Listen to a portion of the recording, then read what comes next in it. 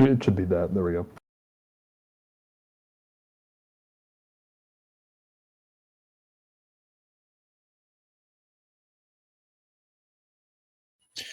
You all are currently traveling up a river in a canoe through the... How's it pronounced again? Cenotes? Cenotes. Well, you can't really travel through cenotes, but Right. The area has them, though. Yeah. So you're traveling up a river right now in your canoe, coming from the small village of Urbith, who have hired you all to rescue the kids that have been disappearing from the village from these bullywugs, and if not that, deliver swift retribution onto them. So yeah, you guys are just paddling up the river at this point. Do we have, besides the general direction being upriver, do we know where we're going? Indeed. There is I would hesitate to call them proper mountains, but the stone outcroppings farther up the river, about a mile. The area is known to have a lot of cenotes and its dense cavern networks and whatnot. Mostly flooded and marshy terrain in that area. It would seem the most likely place for a tribe of bullywugs to set up shop. Okay.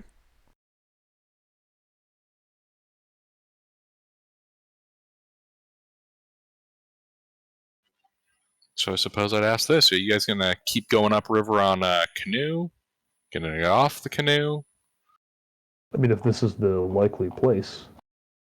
It's about a mile away. But like a mile away upriver or a mile away over land? Upriver. I mean, I don't know about you guys, but I would rather not be on the water if we get ambushed by bullywugs.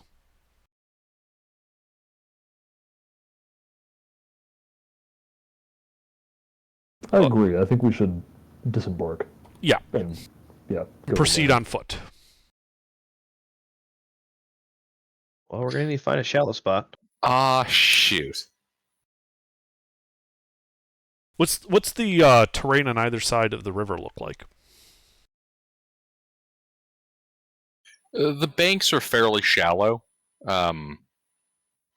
This particular area isn't too marshy, but it is relatively heavily overgrown with trees. So it's a swamp. Yeah. Okay. It's a swamp. Hello. Aiden! Well, yeah, so I think we go to whichever bank looks easiest, disembark, start moving our way through the swamp. If possible... Oh, go ahead. Give me a survival check on that to determine which bank. You said you wanted to use the one that looked easiest. Okay. Is anybody better than me at survival? Not me. Does not sound like it. Should we introduce ourselves? I don't know who my friends are. Sure. Yeah, sure. Introduce yourselves. I have a +6 in... Oh, no, I have a +4 in survival. Then you're the best. And you probably should make the check. Anyway, so I am Oros Bluegaze, an inquisitor from a land far, far away. I'm not very strong or very healthy, but I can shoot the eye out of a beholder at 320 feet. Which eye? Yes. The answer is all of them, because I am that kind of sharpshooter. One arrow, 3 eye stalks. It's that, yeah, I'm kind of that, that guy. I'm that problem solver people call when weird shit has hit the fan and they need to find out what's going on and then deal with it. And then I'm accompanied by my friend, Mr. Thropist.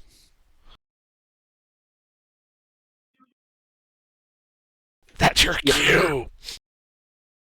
I just hit stuff. What are you, a human, barbarian, dwarf? Describe Flan. Oh, I'm a human. Barbarian dwarf covered in tattoos, wielding a pole hammer. He is carrying around essentially a weapon that is far too large for his being. But he hefts it with daftness.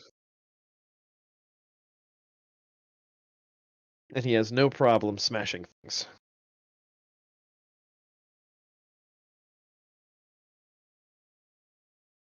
He's not a dullard, but he's close. Hence him, following Oras around. He gives me things to smash, and it makes me happy. And he's good at that, smashing things. Aptly. So who's JB? JB he's a bugbear. Very hairy looking thing. But he's got his face shaved in like a Fu Manchu. And the rest of his face is shaved, but the rest of him is real hairy. And he's always up for a good time. He's the life of the party, even though if he's not that pleasant to be around.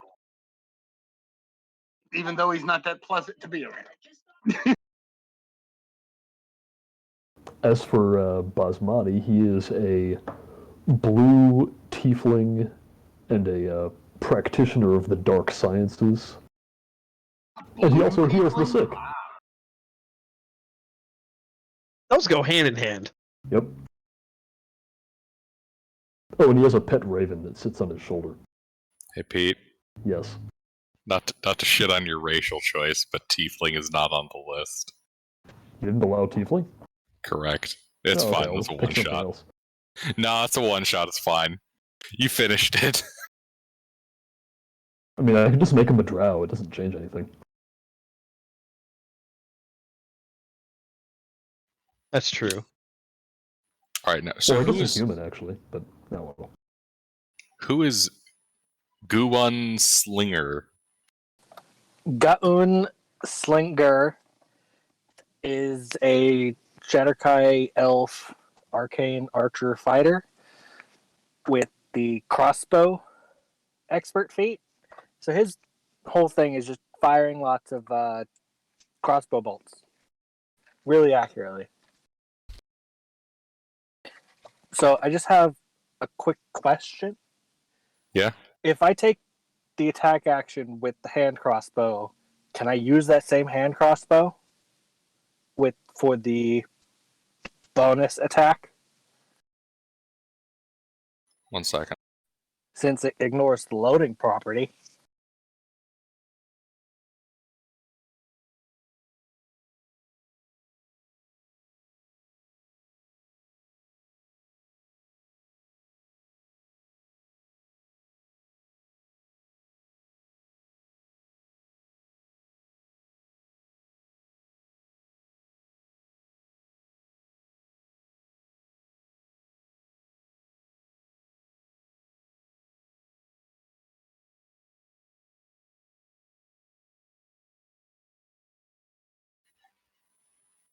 It would seem so.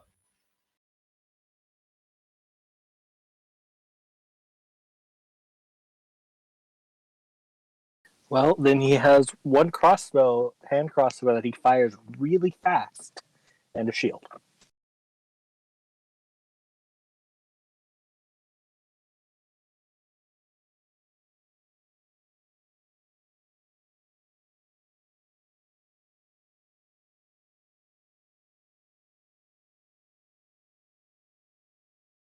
Oh, anyway, everyone should have 9 temporary hit points. Oh, cool. Ooh. That is Due to- really handy. Due to what a good friend Basmati, well, due to the experimental medical procedures that he's been conducting on all of you. That's good. It's really handy because you just gave Underdark 50% more health. 60% more. And then some. Well, you only have like 8 hit points. I have 15. Oh my god. Meanwhile, I have 57. I have 39.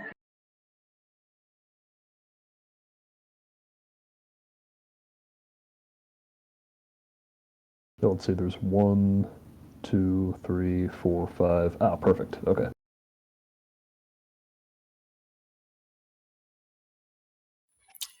I'm gonna throw this out there again.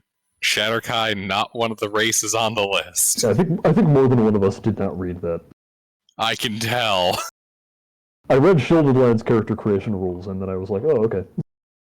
I don't think that was up when I created it. I didn't see it. That's entirely possible.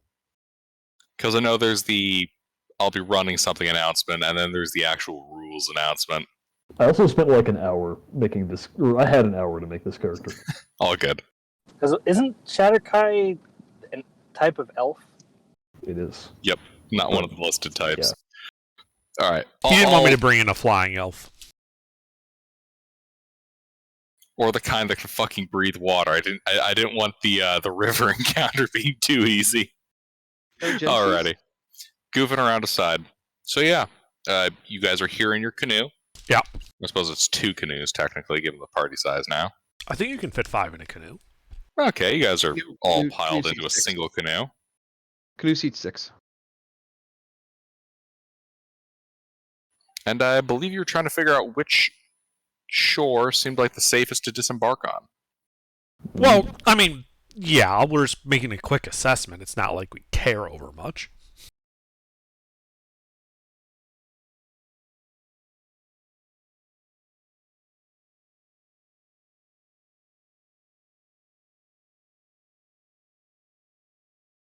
Okay.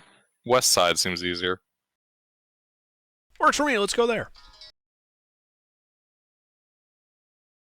West side, you say? We go to the west. Dee-dee-doo-doo. No, because it didn't sound like you were snapping. It sounded like you were just smacking your thigh. Oh. Yeah, no, that's totally what I was doing. Snapping. Oh god, they're snapping at us. Alright.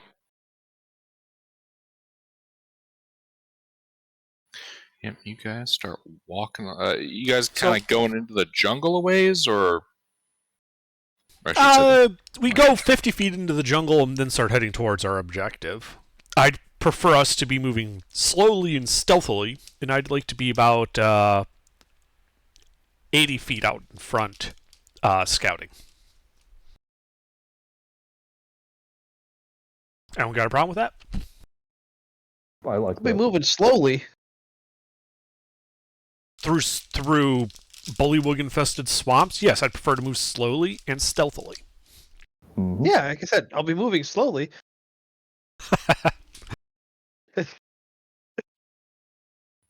Alrighty, yeah, you guys are creeping ahead. And,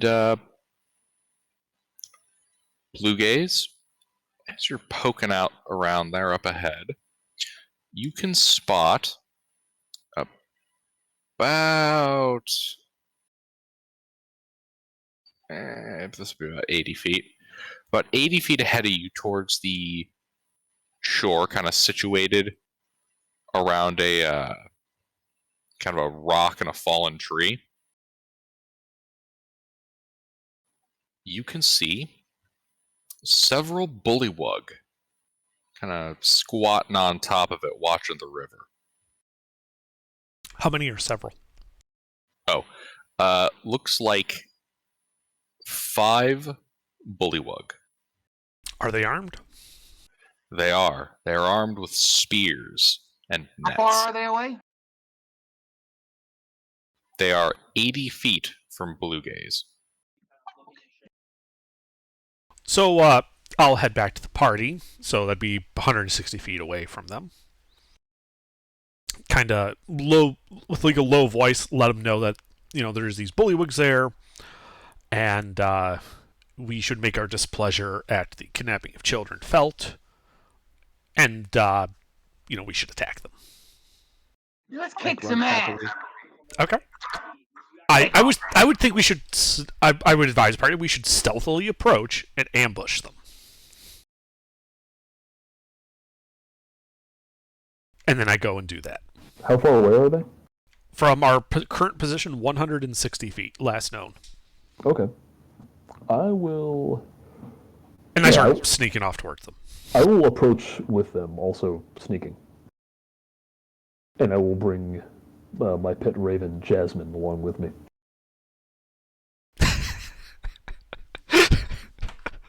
The name.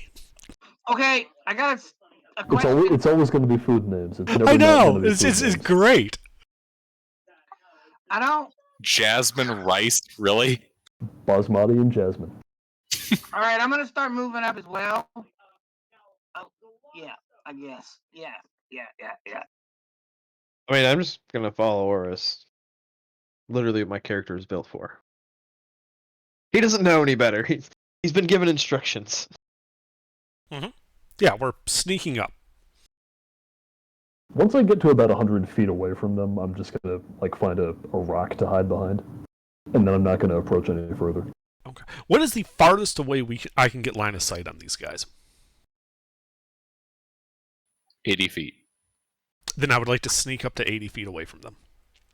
I'm gonna let in that case, I go up to 80 feet. Yeah, I'm gonna let all of them stop at 80 feet, and then I'm gonna continue on. Okay. While JB is getting closer, since he's probably a melee combatant, I'm guessing. Yep, I am too. So I'll be with him. Yeah. So JB and Flan are moving forward. I just like to just kind of post up there and trying to hide amongst the foliage of the swamp. And if it looks like JB or Flan gets detected, I'd immediately like to open fire.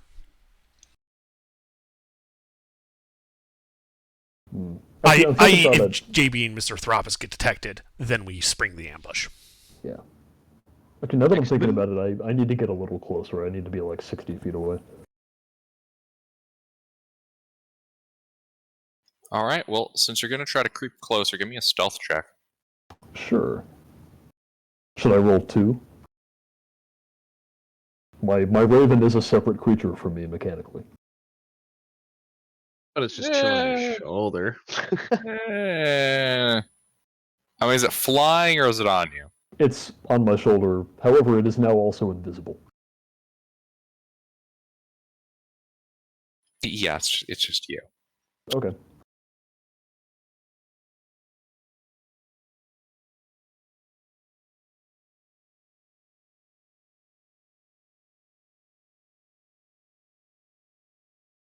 Oh, that's not good. Well, in his defense, myself and JB would probably still be ahead of him, approaching. You guys stopped at 80 feet, and he was going... No, I never said stopped at 80 feet. JB and Flan were very clear about they did not stop at 80 feet and were moving forward to get closer to melee. Oh, I didn't hear Flan say he was going closer. I heard him say he's going up by you. No, he's going with me. Alrighty. So JB and Flan are going forward. You guys are with them. I stopped at 80 feet. It sounds like me and Guan are the only ones stopping at 80. Alrighty. Guan, what are you doing? Well, if I recall correctly, Crossbow Expert allows me to make attacks at long range without a disadvantage, so I'll just stay at 80. Yep. So I figured all the long range are going to stay at 80 feet, and we're going to move in and engage at close range. Guan, you're thinking a sharpshooter. Oh. Mm-hmm. In that case, I need to get to 30 feet in order to not have disadvantage. Okay, so really only 2 of you are staying back. The rest of you are advancing. And as you go, kind of stepping through the mucky ground here, you can see these bullywugs take notice of your advance. And, I shoot. Roll an ish. You have a surprise round on them. Nice. Do I get a surprise round? I mean, you kind of knew this was going to happen. They did, so you're not surprised. All right. Now, according to the rules of Find Familiar, I do have to roll an ish for my raven. Would you like me to do that, or would you like me to share its ish?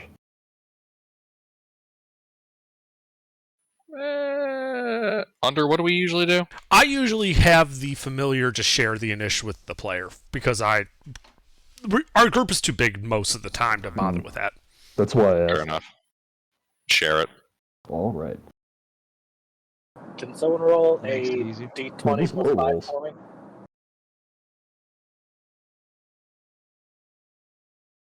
Hey, Ruffles, can you roll that for him? Yep. Because I'm writing up the initiative for Gilbert. That is wrong.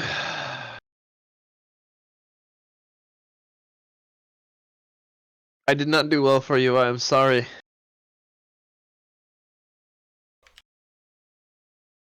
But you still Well- beat the mooks. Hopefully I can get home before it's my turn. That is true. It's one advantage. Maybe not, though. Yeah, drive safe. Double the speed limit. Yay! Well, that was assumed. Yeah, the drive safe part just means don't crash. I don't care how fast you go. Yeah, just don't crash. Gotcha.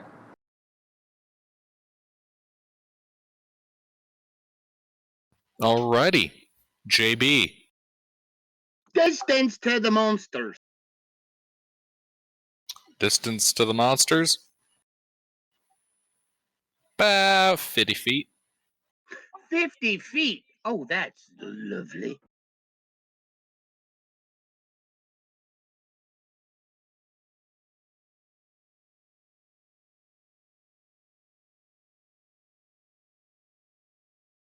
I am going to run up 40 feet so that I'm 10 feet away from them. Then I am going to bonus action, summon my astral arms. I need a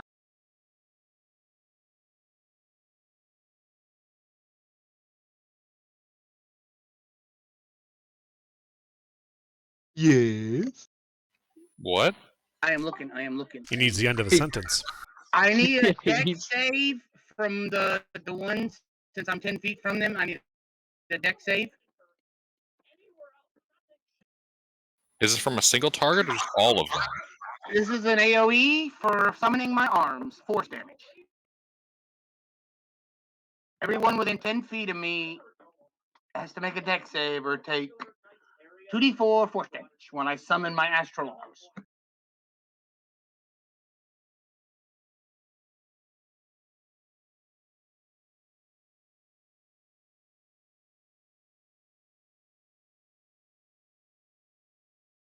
Alright, catches 2 of them. They fail.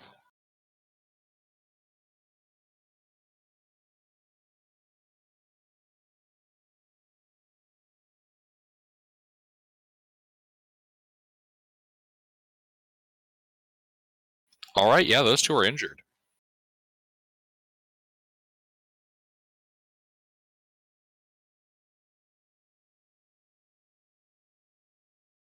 Anything else? If they fail, they take twice my martial arts damage. Oh yeah, 2d4. That's right. Yeah. If they pass, they didn't take anything. Okay. And then now I can attack. Now I'm going to punch one. You have 10 feet of range. When I summon my astral arms, I do. He's a bugbear. Oh shit, that's right, he's a bugbear. I have 15 feet of range actually, so I'm just gonna reach out and punch one in the jaw. And since I have surprise, doesn't that mean I have advantage?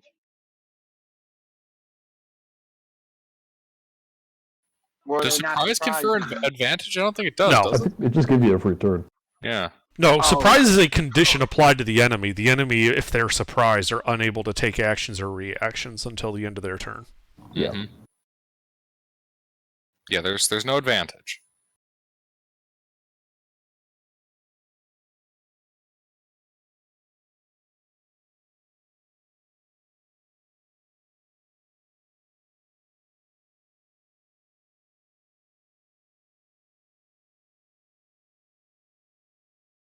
Well, shit. My arm just slashes past him and comes back. Damn it, I missed. Yeah, they kind of ribbit and stagger a bit just barely avoiding your fists. Actually, I shouldn't say just barely, because that kind of missed him by a mile. It did. I punched in front of me, but I threw my arm up in there. Okay, then I'm done. All right, Oras. So I'm hidden from them, correct? Yee. All right. Which one is closest to the river? There's a bullywug. He is one of the ones not caught in the AoE. Okay. I'd like to target him. Alrighty.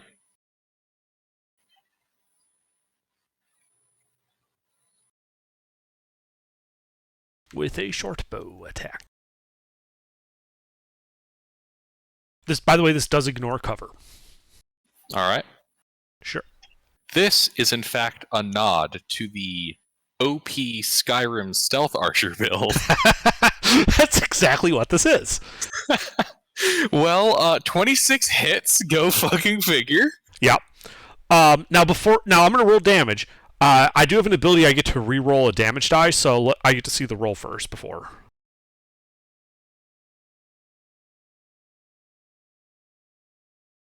I'm okay with that. So 18 piercing. Alright, yeah. Yeah, the arrow flies out and hits this bullywug, passing through him. Blood kind of squirting out both ends. Yep. He kind of stares down at his chest. Anything else? Is he dead or? Yes, he's dead. Okay. Yes, I have more stuff. At that point, I'm going to displace. Is there some play? Like, I'd like to move orthogonal to the line of approach JB and Flan were taken. But I'd like to maintain. Like, I'd like to get no closer than 70 feet. But I would also like to move into cover so I can attempt to hide again. Alrighty. Okay. Assuming that's action, I would then use my bonus action to hide. Alrighty. 14. Mr. Thropist. Oh, I'm just gonna full action move up 50 feet. Because that's all I can really do at this point. I'm assuming I was parallel to JB. So I would have been the same 60 feet away that he was. Mm-hmm. Then, yes, that is a majority of what I can do. I'm just... Actually, never really played Barbarian, so I'm trying to remember how the rage thingy works. If I should rage now, or... You should rage now, because I have to... Yeah, I have a bonus action open, but I was just like, I know I have to attack or something. Oh, yeah, that's right. I mean, you do, but you should just rage. Rage lasts for a minute. Yeah.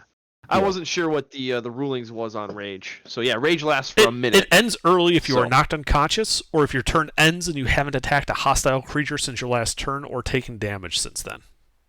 Yeah, Under usually lets us bite our mouth for a point of damage. Yep. Okay. Well, it's a point of damage Usually that I you follow resist, it. I so don't it's know no about damage. Okay, so I can rage. All right, rage. Very angry-looking, tattoo-covered dwarf Very nice. Alrighty. with a big-ass hammer. Anything else? Nope. Guon? So, I'd like to get within 30 feet of the injured one, and then shoot him. Alrighty. So 1d20 plus 9.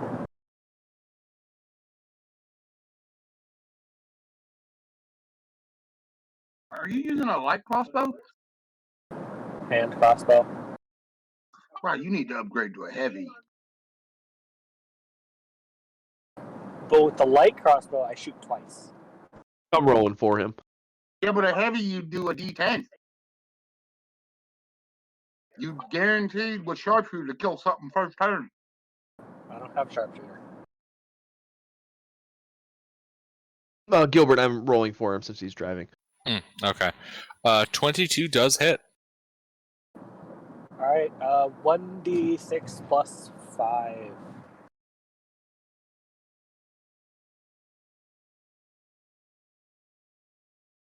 Wow. And since it's so low, Piercer allows me to re-roll it.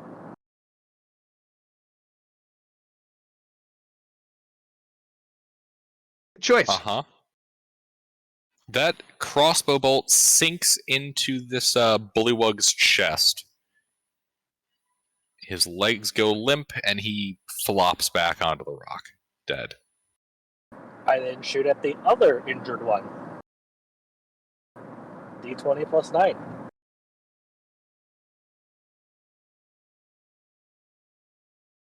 Hit. D6 plus 5.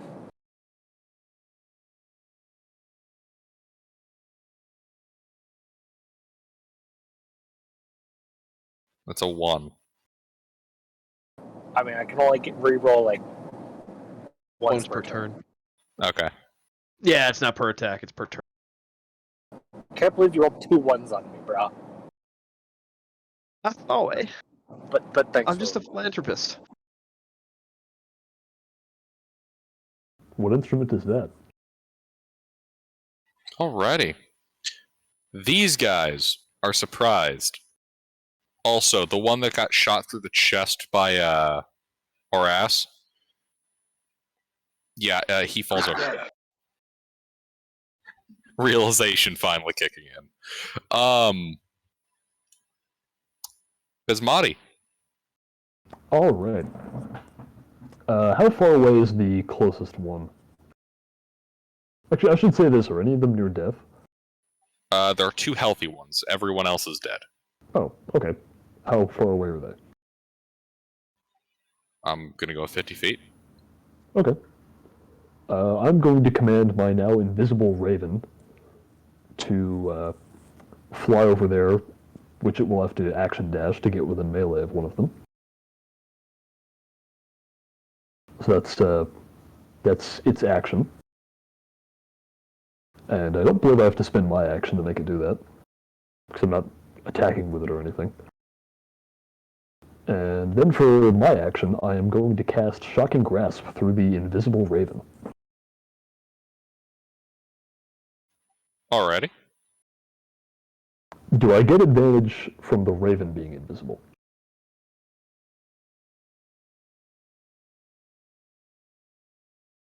I mean, you wouldn't expect lightning to just come out of nowhere. So I'm gonna go with yes, because the source of the attack is invisible. Okay. Nobody expects the invisible Zapdos. I mean, if it applies to me, I can just hide, because I'm all the way over here. It's fine. Alright.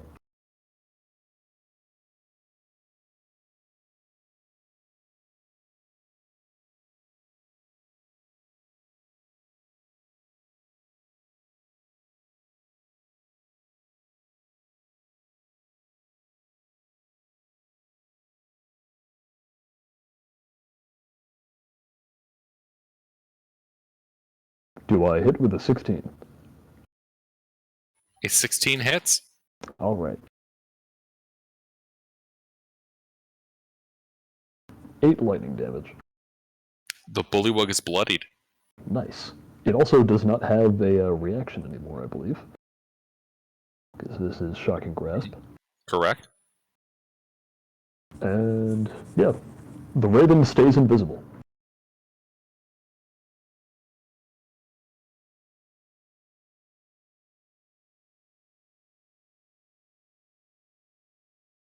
That is it. Alrighty. JB. I am going to start swinging. How many of them are alive, too? 2. One of them is bloodied. Okay, well, okay.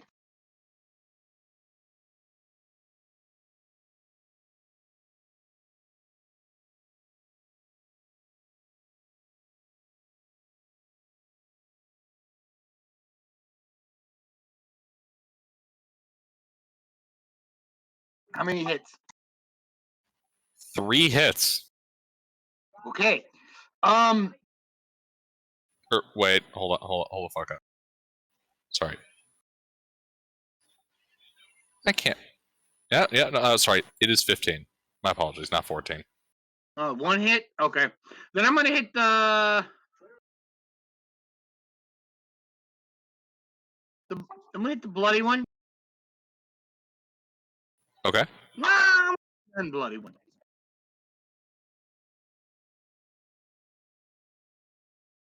Yeah, the unbloody Stretch one. Armstrong over here punches the frog. Yeah.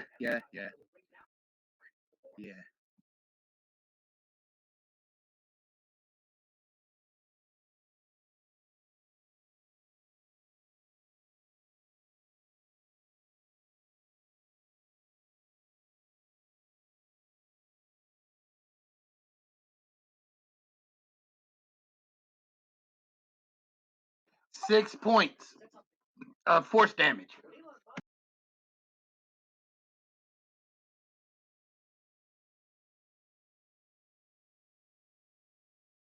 All right. Yeah. There's a problem with your roll. You rolled a nat 20.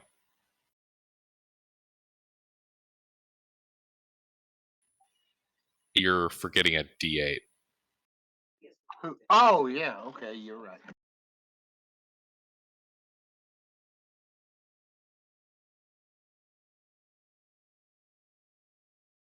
All right, yeah. You punch this bullywug in the face, and it's dead.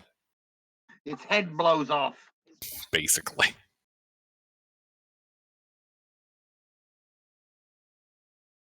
Alrighty. Horace? Oh, I'm going to take a shot at the one remaining. Did I successfully hide from it with that 14? Yes. Okay.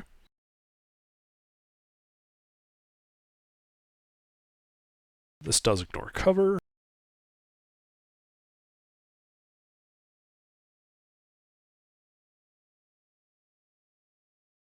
I'm going to re-roll the 1. So it is 12 piercing.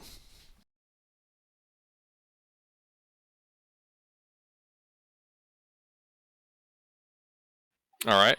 The arrow flies through the chest of the other bullywug, who looks down at it, puts a finger in the bleeding hole. He's still up. Barely, but he's still up. How far is he from me? 70 feet. I move 10 feet closer, and then as a bonus action, throw my offhand dagger at him. Alrighty. This also ignores cover.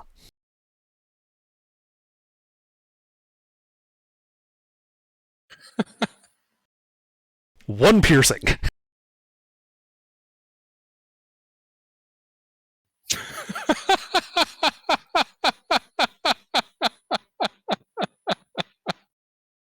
The dagger hits him. He's still up. Motherfucker!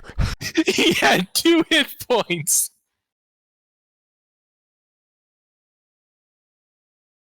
Yeah, then I just back off into the side again at like 70, 75 feet. Just in case something really goes wrong. Alrighty. Mr. Thropist. I go squish. Assuming I can get to him in 25. Yeah. Okie dokie.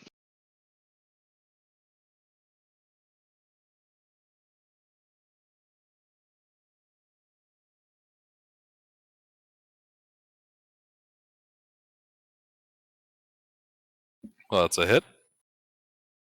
I go squish.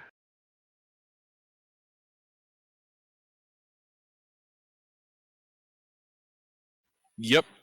The frog is now squished. I pat my hammer and say, "Good job, Juliet." And with a wet, meaty thwap, it hits the rock and rolls down into the mud. You guys are out of an ish. Alright, great. I move forward to collect my half the arrows and dagger. we should have done that quiet, right? Because they didn't get attacked. They didn't get to raise the alarm. So that was just like pretty quiet.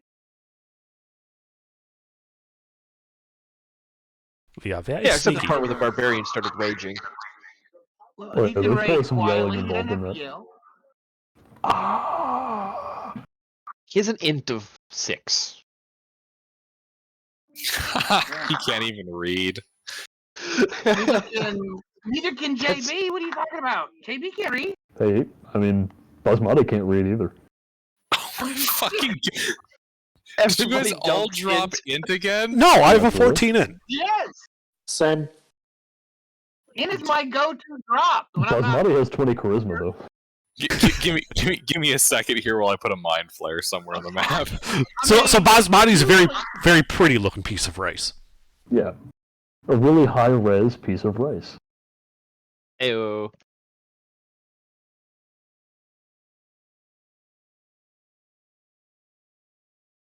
Oh yeah, that is high res. Wow.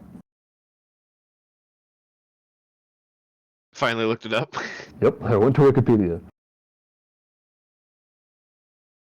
I can practically see the atoms that produce that object. All right. Yeah, I'd like then, as my inquisitive nature, to search these guys. What do they got? All right.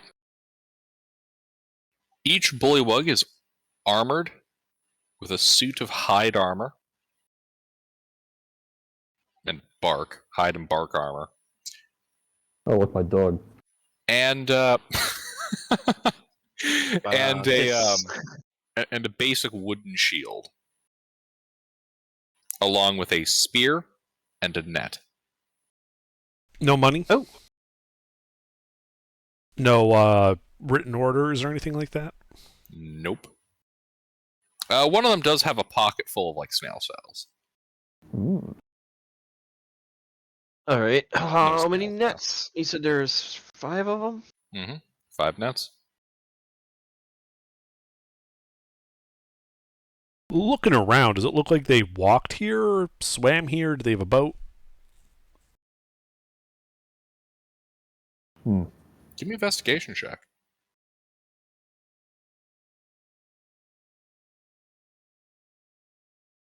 What is my investigation? Okay. I actually took proficiency in investigation, so I have a flat roll for it. Must have been an amphibious assault. Must Yep. be. You don't see any tracks, and you don't see any boats. So yeah, it very well could have been an amphibious assault. I thought amphibians didn't like salt.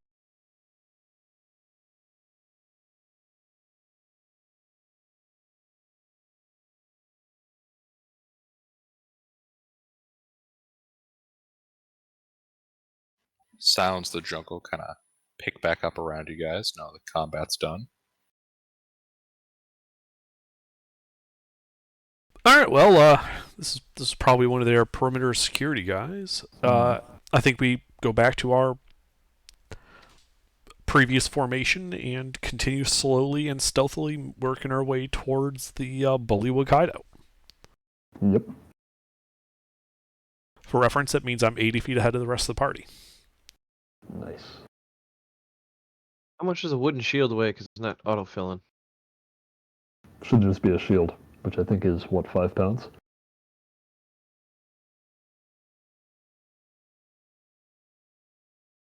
Should be listed in the armor section. I mean, I know how to spell. 6 pounds. I It can weighs 6 pounds. I'm going with 5 because they're just basic wooden shields. It's the same amount as the PHB.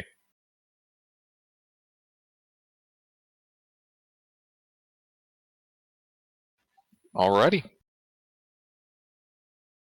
said you were creeping forward. Is that what you said, Under? Well, yeah, we're returning to our previous formation where there's the party, and then I'm 80 feet ahead of the party, and we're slowly and sneakily making our way through the swamp to the Bullywug hideout. Oh, Ideally, we want to be like 50 feet away from the river. Moving like parallel to it. I mean, I could always do that thing that everybody hates when we do, because it slows down the game. Huh? Which is scout ahead with my familiar. My invisible familiar. What?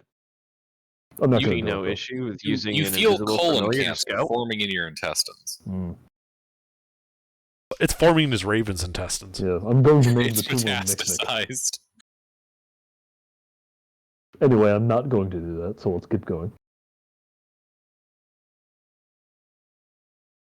It's a thing with you guys too? Familiar scouting is bad? I have Yeah. no problem with it. Okay, it's not that it's bad, it's just that like we've wastes stopped time. doing it as much because it like wastes a fuckload of time. Yeah. You know, the DM For- will describe shit and then we bicker about it, what we're gonna do with that shit, and then And eventually For a Enjoy the- one-shot, it's a bit overkill. During an actual campaign, I think we're a little more free about it. Yeah. Because then it actually, matters more and we have more time to plan and stuff. One shot's kind of just a kick down the door, kill the bullywugs, take the treasure. Hmm. And rescue the children Or if the they're there. children? Well, the children are the treasure. Anyway, let's As long as keep I don't going. step on them. Alrighty. Yeah, you guys start leading up ahead. And Horace, as you're kind of taking point here, following this up, about a quarter mile upriver, as you reach that point, you can see where the terrain begins to rapidly become steeper, kind of forming a jutted out outcropping of limestone, which kind of juts above a good chunk of the jungle foliage. Is this the bullywug hideout? No, but you are in the area thereabouts. So we don't know exactly where it is? Correct. Well, that would have been good to know before.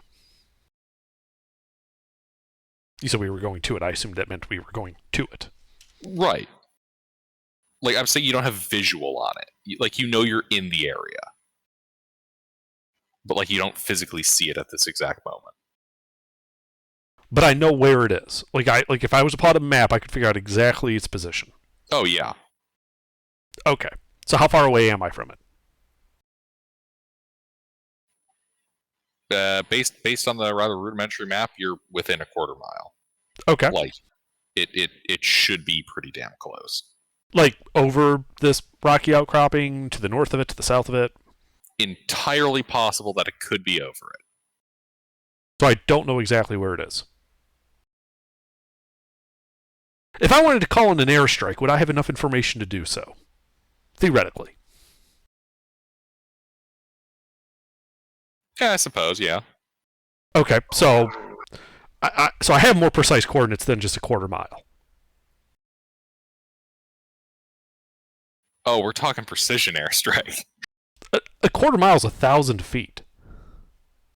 Not that. That's not Yeah. that precise. You know it's within that space. Okay. So you can call it What- an napalm. I'm saying So- that at this moment, you Not a- cannot physically see it. Right. Does this terrain outcropping look to be like a lone boulder I can move around through the jungle? Or swamp or whatever this is? Or would I have to go over it? It's more of a geological feature right here. You'd have to go over it. Okay. Where's the river relation to it? It goes right past it. So is this a source of the river where it's now coming out of that and then flowing downhill? Is it cutting through a valley with a couple of these geologic formations on either side? Yes, it would cut through this formation. There's another section of it on the other side of the river. Okay. Do I see any evidence of bullywugs or other potentially hostile creatures? Give me a survival check.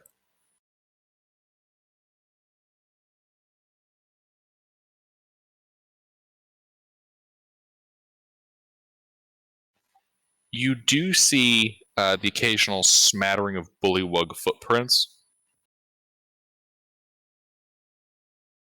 Looks like a lot of them are going from the river up the ledge.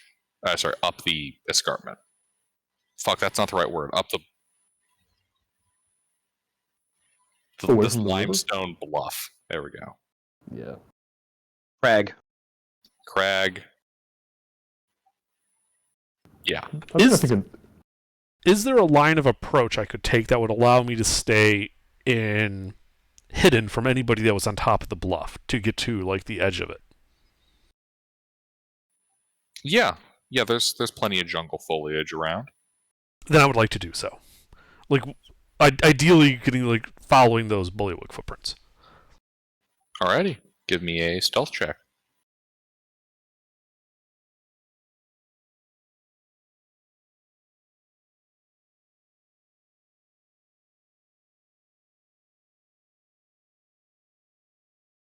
Alrighty, yeah. You creep up this escarpment following the bullywug footprints. And as you reach the top, you can see squatting around some refuse, forest detritus, a bullywug. And beyond that bullywug, in a what's the word? In a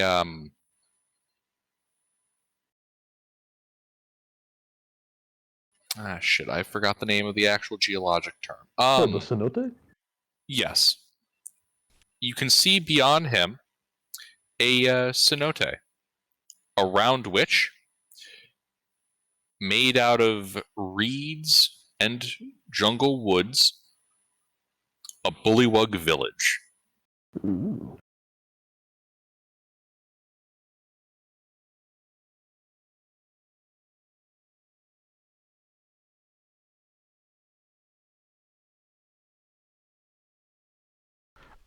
Background information-wise, are bullywugs known to generally be friendly, hostile? Do they talk to outsiders?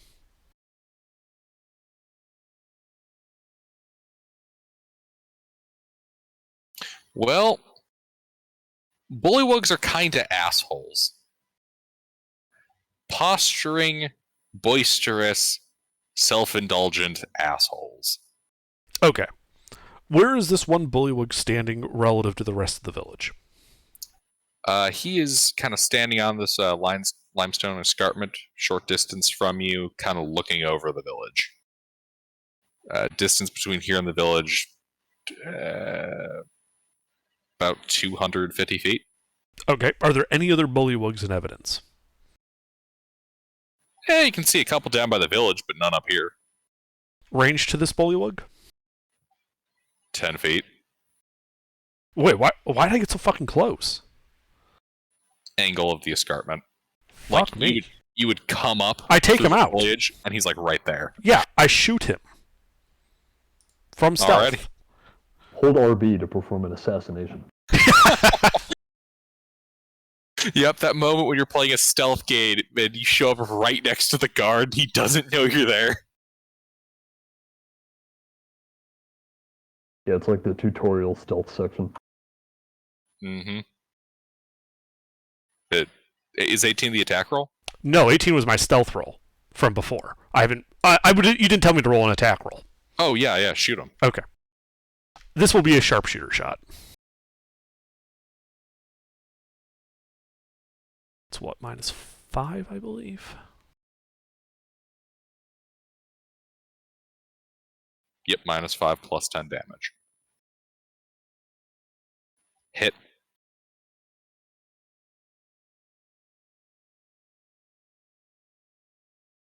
I'll keep that. 26 piercing.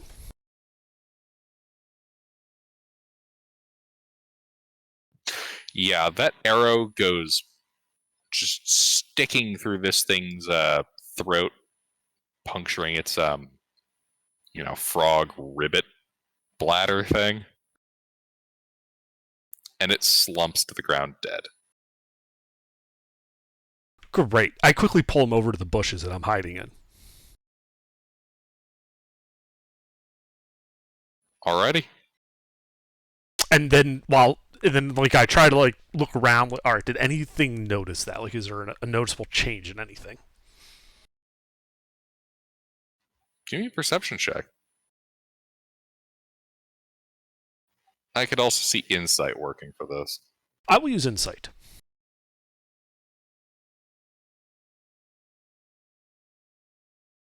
Nope. The Bullywug village seems to be running as usual.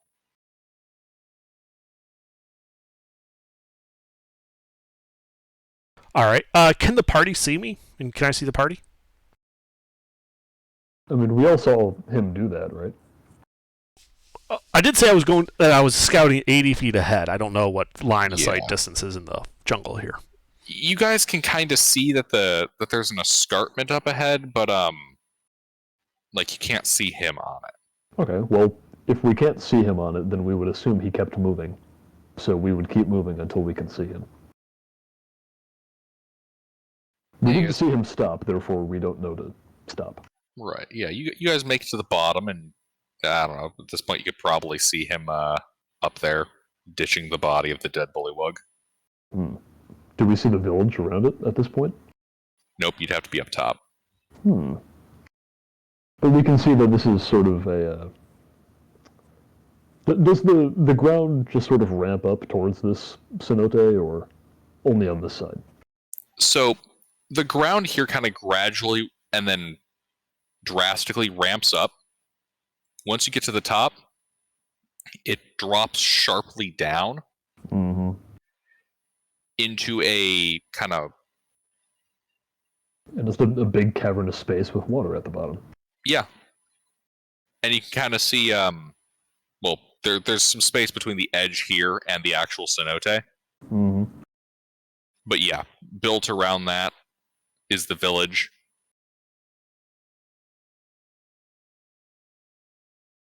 Well, I think as I'm following him, I would go off to one side and try to hide among the tall grass and brush, and maybe try to find a rock to hide behind. Alright, give me a stealth check. Sure.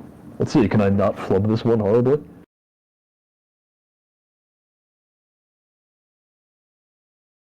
No, that's better. That's up to RNGesus.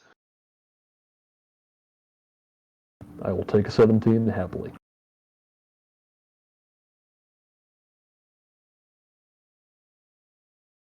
Alrighty. Yeah, you're able to find a nice rock and some reeds. Cool.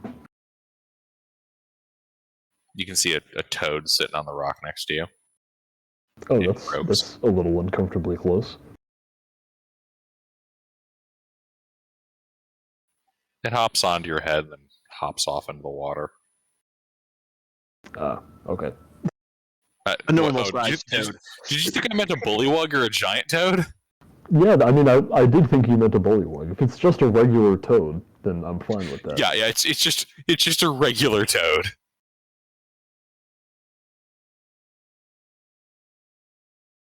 For Yeah, that'd be now. funny. When you stealth check well enough that you accidentally hide inside of a group of hidden bullywugs. Ah, yeah. So, first we've got frog people and now mushroom people.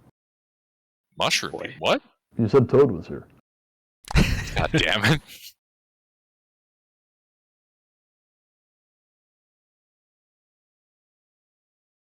Alright, do I see Oros, like, I mean, I know he just killed one of them.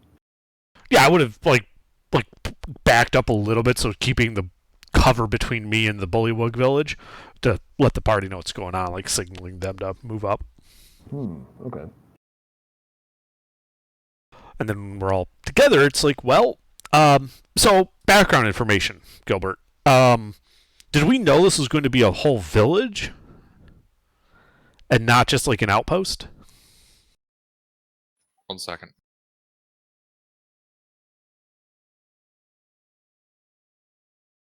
I think this village might be an outpost. I mean, that was going to be my next question is, how big is the village? How many Yeah. people does it look like it could hold? I guess if it's a whole village, that kind of goes beyond the concept of an outpost, really. This is just a post now.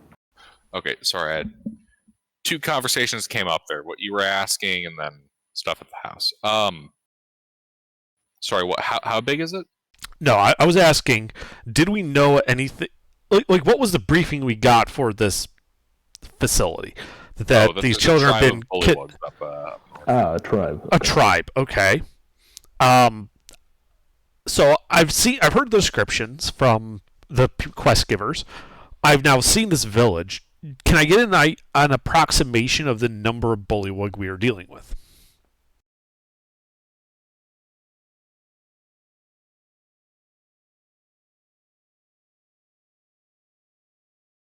Of a village this size, you're probably looking at like maybe 300 bullywug. Well, presumably they're not all going to fight. I mean, if it's 300, then... Your 1/3 military force. Yeah, maybe. That's going with high average. Yeah. Realistically, it'd probably be about 50, and we've already smoted 6, so... It's more that if our mission's hostage rescue, we need to find the hostages before we alert them or they could kill the hostages. Very true. Once we find the hostages, yeah, we kill everyone. But we need to make sure they're safe. You don't fuck with children.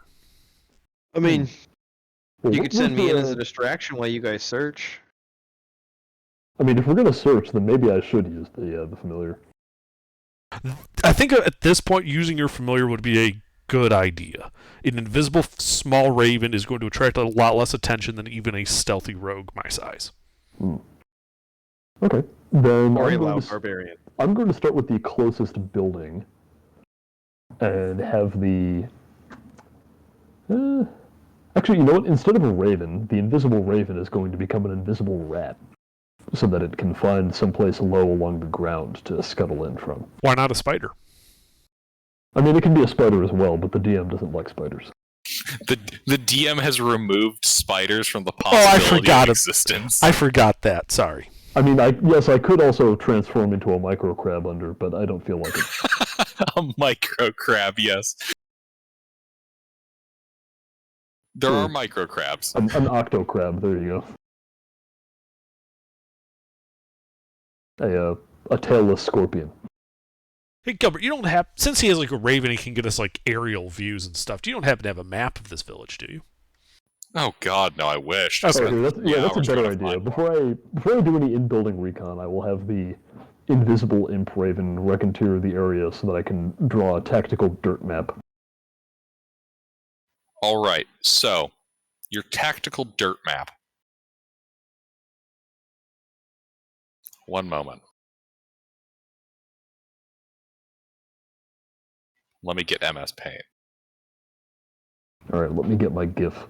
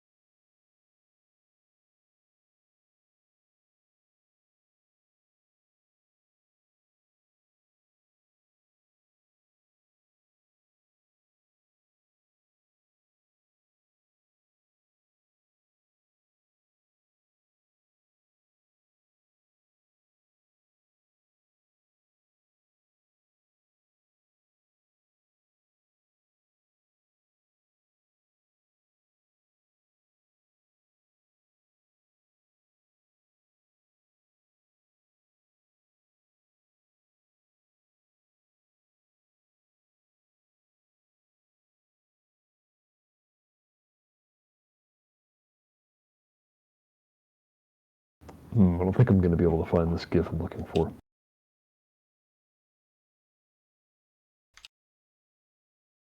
Nobody said nothing about the kill shot I posted.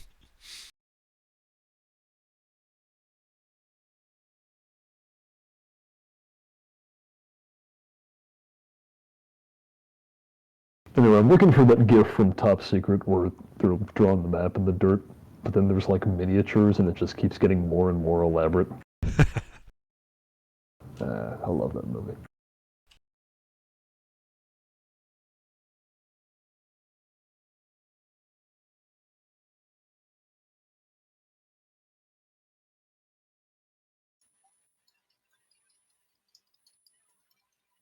I'm just using control, don't mind me.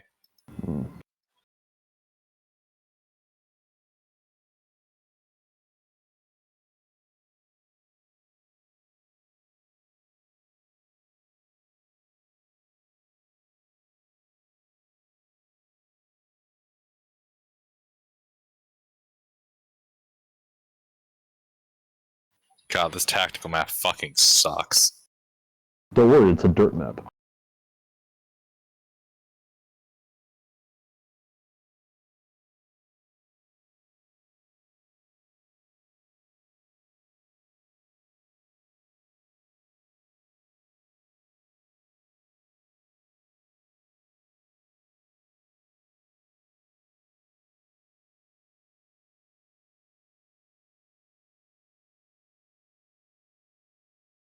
There isn't a GIF, but there is a YouTube video. Yep, there we go.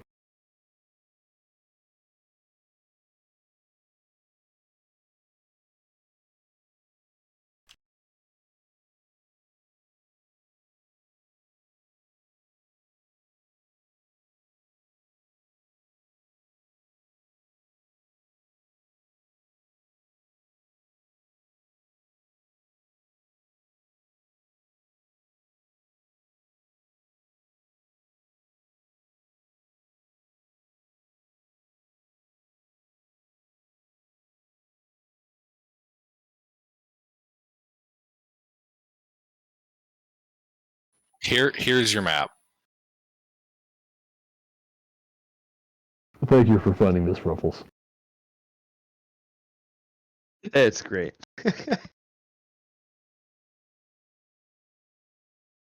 That blue, that's the river. All that green shit, that's foliage. The brown line indicates the like the edge of the village, Mm-hmm. and the big blue, the brown lumps are huts, and the big blue circle in the center is the cenotes. Okay, None of this is drawn to scale.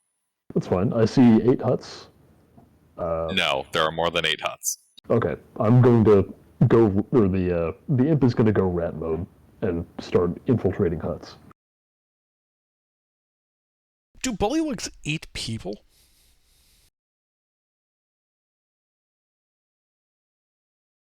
Give me a knowledge history.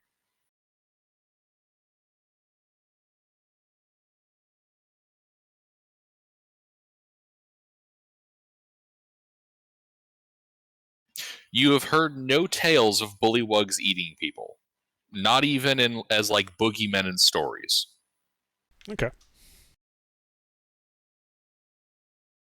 That's more of a Yuan-ti or an Oni. I forgot to ask earlier, how much would you say a single bullywug leg weighs? About the same as a human. Those were some big frog Leg. legs. Not body. They didn't skip leg day. Yeah, They are how much- swole. It's like 10 pounds each. If They're that. enswolled, so I'm going to go 15. 15 pounds a piece? They are enswolled. They do not skip leg day. Okay.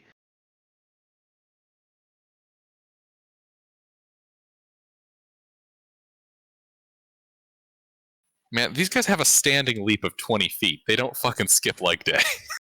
No, I was just curious how much space that would cost me in my inventory for some bullywug legs. Mind you, I had to borrow somebody's cutting utensil to get them off, but... Alrighty. So what are you guys doing? Oh, right. You said you were using the rat. I'm using Scouting. the rat. Alright. Rat Team 6. Over the course of an hour, we'll say this takes place. Give me 3 investigation checks. Sure. Do I get anything from the rat having devil's sight? Yeah, it helps on the inside of some of these huts. Okay. Given my proficiency with investigation, would I be able to help him by like giving him ideas of where to look based on his descriptions of what he's seeing through his familiar? Mm-hmm. Yeah. Oh, I should clarify, I can't see through the familiar. It's not that kind of familiar. What? The familiar can talk. I just sent it out to go and look for what we're looking for, and then report back. Is it communicating telepathically or no? No, it doesn't do that. Wait, how? What is this? It's an imp, created by Find Familiar. From Pact of the Chain Warlock. Don't... It Do still they works not like a actually familiar. have the tie-in? No, you have to take an invocation for that. Really? Yep. I mean, while a familiar is within a mile of you, I thought you could look through it just from Find Familiar. Oh, wait, no. Oh, yeah, that's just in the text of Find Familiar. Wait, then why the fuck is there an invocation for that? That doesn't make any sense. I think that invocation, like, enhances and expands upon the ability. Oh, okay. Yeah, no, never mind. Then I can see through it. Alrighty. I mean, oh, well, it has to be within 100 feet of me.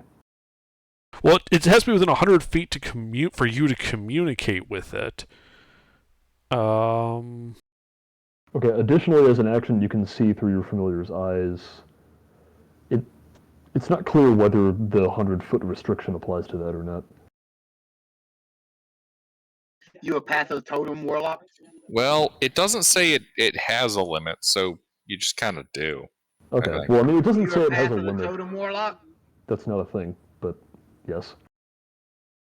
Well, I mean a Warlock that's got, yeah, Path of the Totem is. Alright, yeah. So you're No, you're at thinking of the scoping talisman, Mr. about. You have Oh, yeah, no. advantage on your investigation check. Okay. Alright, well, I guess I'm rolling it, which means it's going to be terrible. Right, but since you're the Yeah. primary, I don't think there's a way I can finagle me to be the primary investigator when you're doing it with your familiar. Wait, hold on. Let me see if I can just let the oh yeah, it's actually better. It's better than me. I'm gonna let it look, and it can just point it out to me by looking at it. Okay. The imp is better at investigation than I am. Alright, the imp gets advantage because Baras said he was helping you, I guess, help the end. Boom, there we go. Sure.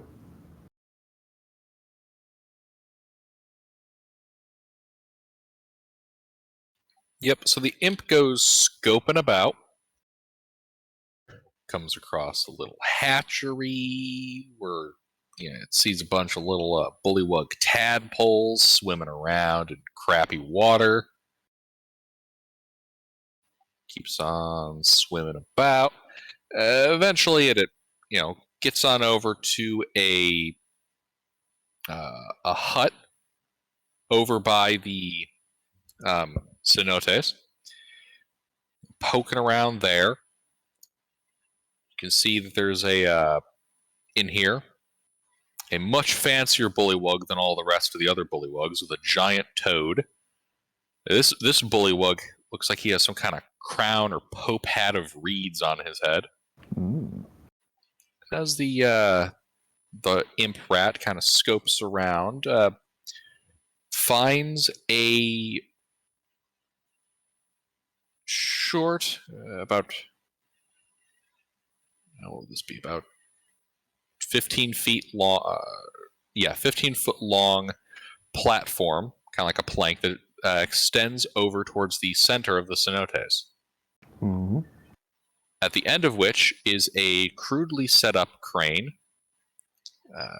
with a rope headed down to a cage that seems to be holding a bunch of children. Ah. I'm just dangling over the cenotes. Okay. Having gathered that information, I will have the rat return and assume its previous form. One thing. Oh. What's the range on the Devil Sight and Dark Vision on that thing? The total range, 120 feet. All right, and what's its passive? Its passive is 11. All right, it does not see anything. Okay. Then How is the crane fixed? Like, is there a release mechanism somewhere to lower it? Yes, Where is it? on the crane. So it's in the same room with the throne guy. Yeah, it's kind of like jutting out a part of the hut near this platform. Okay. It does not seem like the people that designed this were thinking at all. Probably because they were fucking frogs.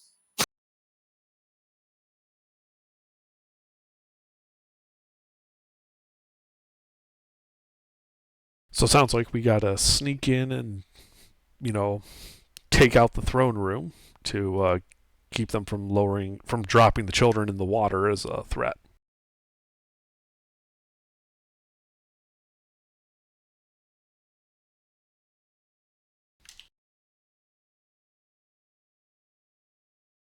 Because otherwise we're gonna have to deal with this guy. I mean, we could just go deal with that guy. Well, I thought he just said that the release mechanism for that crane is there, so if we get alerted beforehand, he could just drop the children in the lake and kill them all. Oh, yeah, I see what you're saying. I mean, we still have to deal with him, but yes. Right, but I'm suggesting that we need to sneak in there and basically ambush the throne room. Yeah, all right.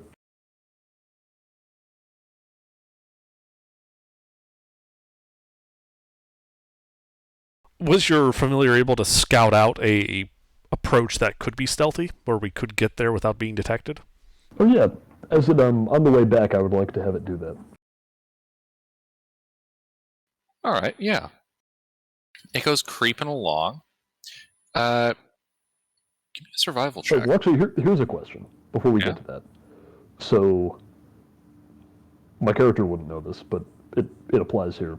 Cenotes, they're common in areas where it's all limestone terrain, and they just drop right down to the water table. But often they'll connect to a cave system that runs along the water table, and if you have cenotes that are near each other, you can travel from one to another through these caves that may only be partially flooded.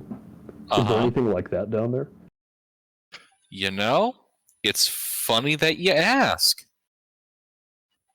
Because there is. Then I think instead of returning to the party, I would like to have it... I would like to have it turn into an invisible raven, fly down there, and see where it comes out. Alrighty. Can't believe my knowledge of, real-life geographical features is important here. I do like geography.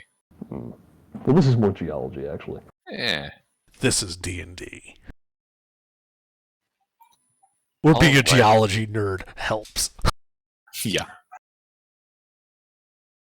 Alrighty, yeah. So, the bird goes flying in through a section of these cenotes. It's flying. What was its PP again? 11. Alright, 1 second.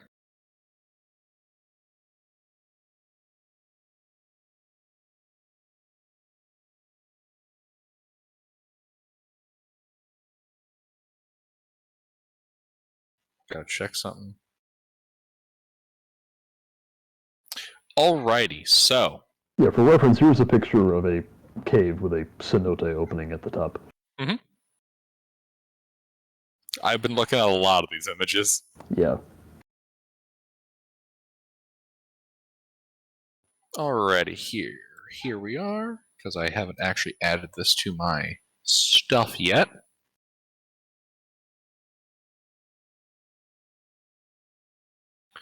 Alrighty, yeah, so the bird flies forward and gets stuck in the middle of the air.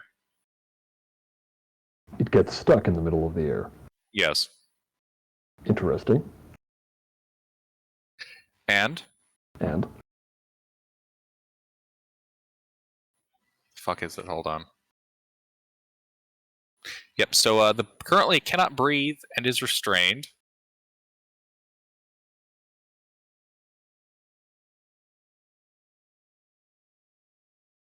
Taking 11 points of acid damage. Oh, interesting. Okay, I'm going to use my reaction to have that.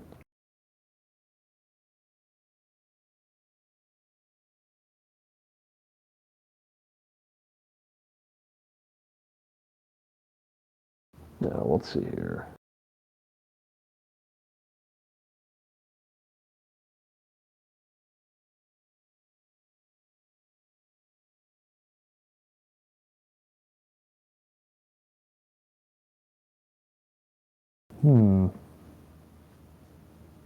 Okay, I mean, can it try to get out of there?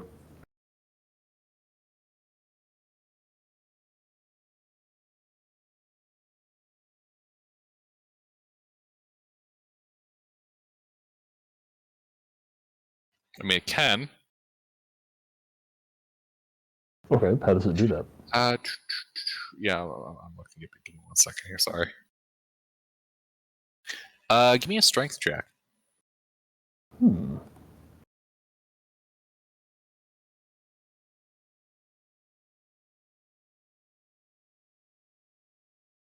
Yeah, I mean, I can't really tell it what to do this far away, so it's just going to do whatever it would probably try to do. Right, like trying to get free. Yeah. Which is not going to go very well for it. If you know about it, you can dismiss it and resummon it, have it rescout. Oh, yeah, that's true. I can do that. Where's the...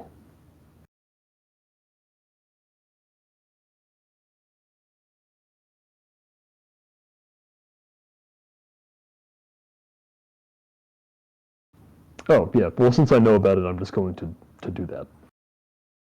Alright, you dismiss it. Yep, I dismiss it.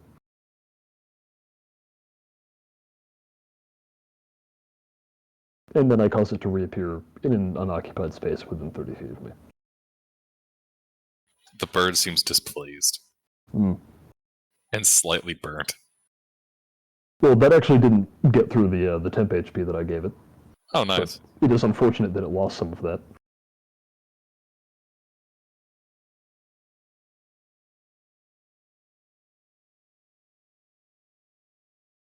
Yeah, it turns out giving a 10 HP creature 9 temp HP is pretty good.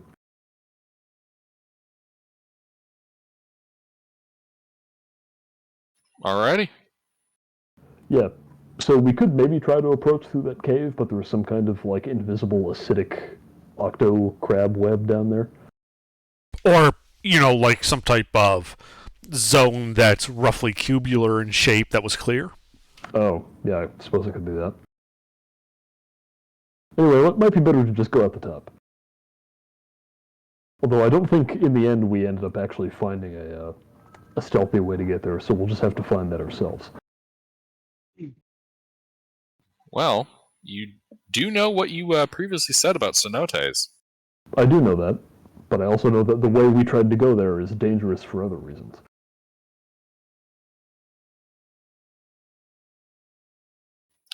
So what will you do? Dare you chance the caves? Is the cave requiring swimming, or can we walk through it or wade through it? The cave would probably require swimming. If it's anything like that. Pass. Yeah, there are some flooded sections that the bird flew through, but they were usually pretty short and fairly shallow. Would Sounds I? like my ex. So we would not actually have to swim underwater for any significant distance. Nothing that isn't trivial. Correct. There are no Tomb Raider underwater segments. Or Water Temple from Zelda. Or Water Temple from Zelda. Yeah, there's none of that. Okay. I mean, it sounds like going through the tunnel is actually going to be the stealthiest way. If there is something there, we'll just have to find it and maybe lure it towards us away from enemies if they're there, and then take it out when we kite it down the tunnel a bit, and then take it out when it's safely away from other enemies. Well, the problem is since I couldn't get through there, we don't actually know where the other end is. Based on what your bird boy seen, could you guess? Like, obviously, it goes a Oh certain yeah, way. Like, I know the direction. We can just go off that. Well, way. did this area that it hit fill the tunnel? Could you send your bird in and see if it could avoid this transparent object? I could, but I don't want it to get hurt anymore. Fair enough.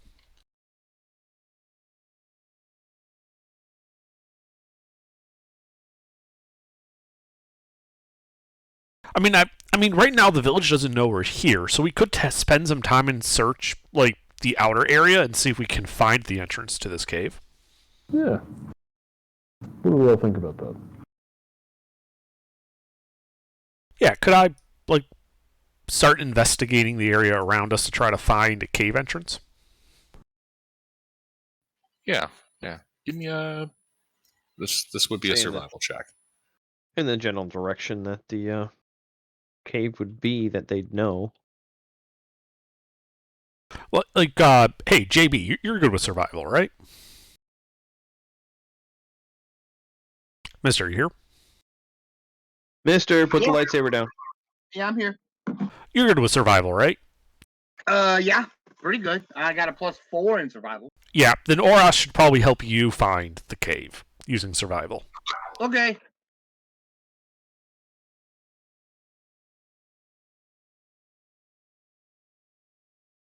You help me, that gives me the advantage, right? That would be my intention, yes. Okay, just double checking. As long as Gilbert's okay with it. Yeah, I'm fine with it. Yes, fall into my trap, fools. Well, I did. Indeed, yeah. You poke around, and you do find a smaller cenotes. Vines, vines falling down into it. Looks like the water's pooled at the bottom. And you can see from the opening a series of partly flooded tunnels that go northeastward toward the village. That way, I think. I've got rope, batons, and a hammer, so we can get down there.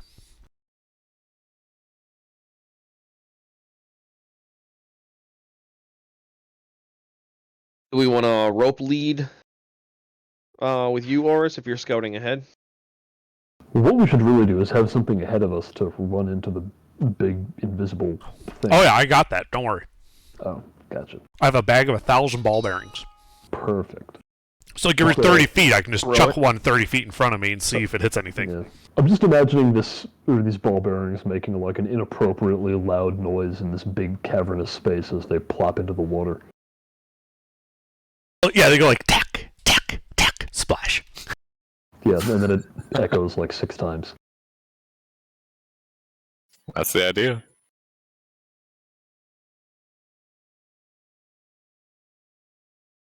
Okay, yeah. So I have some batons. I have 50 feet of rope. I can use a hammer. Or we can rappel down into the cenote. I can use hammer.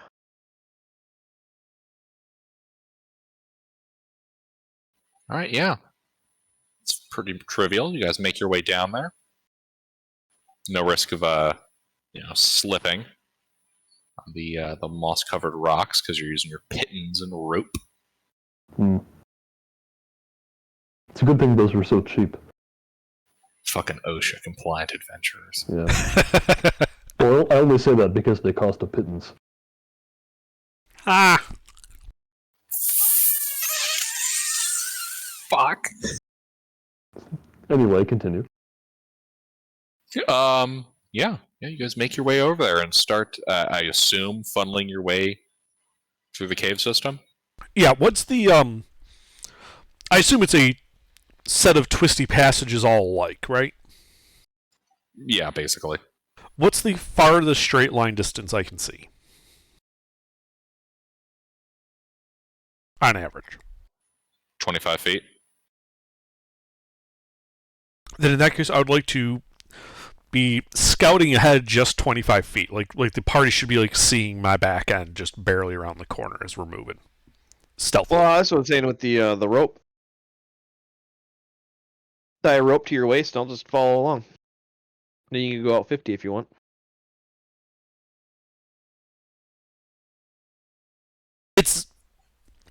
Yeah, that would I'm work. going to take a moment to use the restroom. I'll be right back. Yeah, I'll just tie the rope to your belt, tie the rope to my belt, so let's say 45 feet. And then, one tug don't means tie it to move slowly, 2 tugs means pull me back. No, that's not why I wanted to maintain line of sight. It was so that if I stop, you guys know to stop. Oh, okay, yeah, then, 1 tug means stop. Well, rather than being on a tug system, it would be better if you let the rope drag like a snake behind me, and if you see that rope stop moving, you stop. Oh, I see. Yeah, that makes sense. Yeah, just so leave like 5 feet of slack, so it's constantly on the ground. Mm-hmm. Yeah, it's just trailing behind me like a train. Yep. All right, so we'll play follow the rope, and then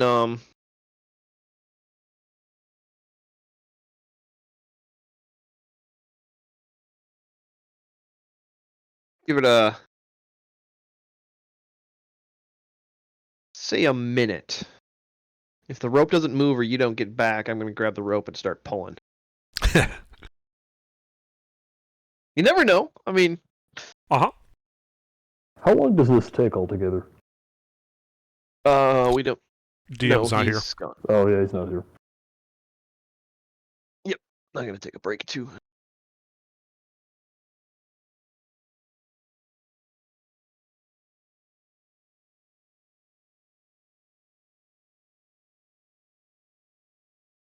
Hey, at least I get to wake up late tomorrow.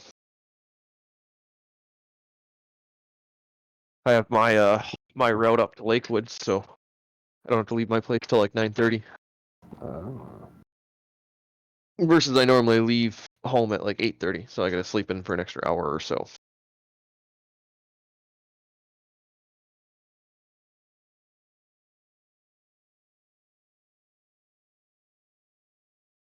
I mean, I still have to go to work at the regular time, but I'm also going to just leave in the middle of the day so that I can go vote, because legally they have to let me do that. Nice. Oh, yeah, because you can't get off work before the polls close? I mean, there's no requirement. They just have to give me time to do that. Like, it's the law. Oh. I mean, I just leave work early. Even if I could choose to go to the polls on my own time, they still legally have to give me time to do that. And they have to pay me for it. Yeah, you should just go during lunch. There's no lines around here during lunchtime. Yeah. My boss doesn't give a shit. Yeah, I mean, my polling place is like right across from where I live, so I'm just gonna go home. Yeah, mine is right on the way home. Yeah. It's the recycling center. My polling place is farther away from my home than my office is. Wow. My office is 5 minutes down the road from me. Yeah. I just have to swing home, cut off on I, hit the pole, then swing back. So I'm going to leave work at like 3 tomorrow. Don't know if we have route. No, we just did route, so. Well, we have, on alternating Tuesdays, we have a long route and a short route, depending on one stop. And we just did that stop 2 weeks ago, so.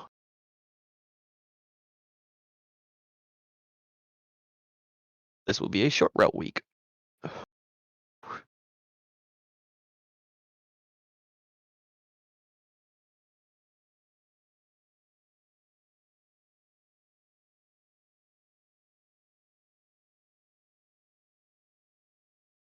Well, I suppose you could walk 50 feet in 30 seconds, eh? Just trying to think of what an effective time that you wouldn't die in. 0. Huh? I have 15 hit points. No, I mean die dead. We can get you back up if you go down. That's what the rope is for, so I can pull it. I'm just thinking how long it would take you to walk back the 50 feet. Or if you're stopping and observing something. If I bonus action dash, I can get back to you in 1 round from 50 feet. Yeah. Hey, Under, you remember that that Schmidt key system we rigged up the batteries on the Heretic to. You should do that, but with your lungs. You should breathe until you run halfway out of time, or you should hold your breath until you run halfway out of time, and then breathe again, and then just keep doing that. I'm serious. I know you are, but that's way too gamey. I know.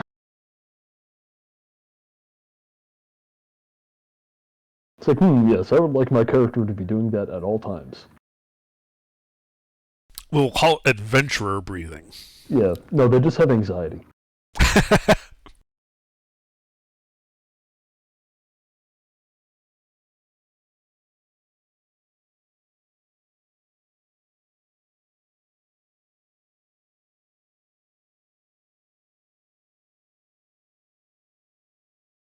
I'm back. Sorry about that. Yep. So we're looking at these tunnels, right? Correct. So I tie a piece of 50-foot long chunk of rope to my the back of my waist. The slip knot, so I can get rid of it quickly if I have to. And that way's trailing behind me, so that when I'm 50 feet ahead of the party, they just got to follow the rope as it moves, rather than needing to keep line of sight on me. The rope stops, we stop. I wait a minute, then I pull the rope. And then, so we're going into this cave. You said there's 25 feet of line of sight normally, right? Correct. Okay. So, yeah, every 25 feet I stop, pull out a ball bearing, roll it along the ground, and see if it hits anything. If it stops and, suddenly.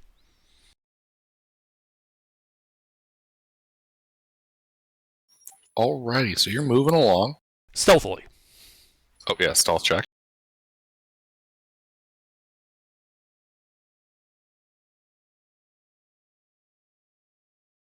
Very quiet, much sneak. Alright. And you keep tossing your ball bearings. You toss about 6 of them. And then you go to toss your 7th. It bounces off a wall, and then it gets caught in midair about 20 feet from you. Okay. You can kind of see the area around it sizzling a bit. Is the ball bear... It ceased movement? Mm-hmm. Okay. It is currently stuck there in the middle of the hallway. Oh, wait, I have Mage Hand. We should have been using that. Oh, well. Yeah, well. Alright, And it starts moving closer to you slowly. How slowly? I suppose we could say about 15 feet. Okay, it moves 15 feet closer to me. I'm moving, I'm matching speed with it as I back up. Yep, you start backing up. While I'm backing up, I pull out a flask of oil, stuff a rag in it, and use my tinderbox with some flint and steel, and tack. All right, and get myself a Molotov cocktail.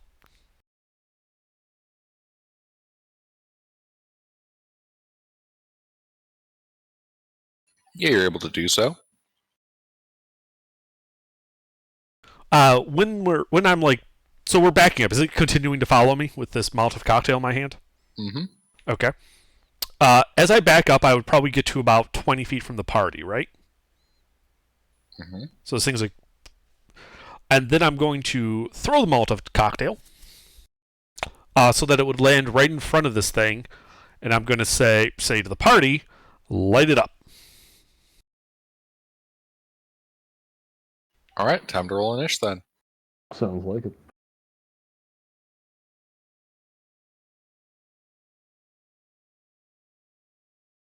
Beat me. Yes. Rogues are like that.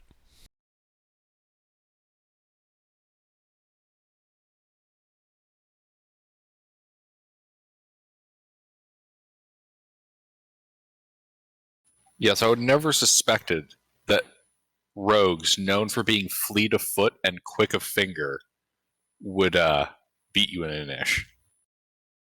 No, I was trying to do the tack to put a break in the chat. I literally beat Ruffles. Like, I rolled initiative before he could roll the space. He could type the space. I was on a different screen and I had just sat down when he said roll initiative. I had to find my mouse.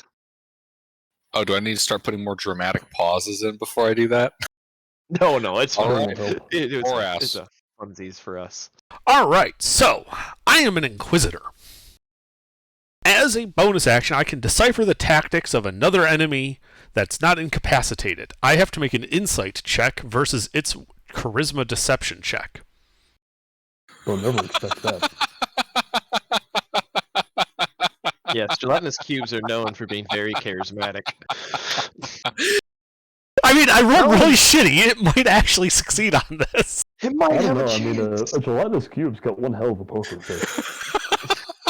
You never know what they're thinking. Okay. So, for the next minute, if I succeed, I can use my sneak attack on it, even if I don't have advantage, so long as I don't have disadvantage. Indeed, because you've seen through the tactics of this gelatinous cube. You know exactly how it's going to move against you, in that it's going to surge forward and try to consume you. At which point I back up to 25 feet away from it, the maximum that I can still see it, and I'm going to take a sharpshooter shot at it. This cube appears to be surging forward. Oh, shit, that's not supposed to be +7. +7. That's only supposed to be a +2, because I forgot the -5, so it's only a 5 to hit.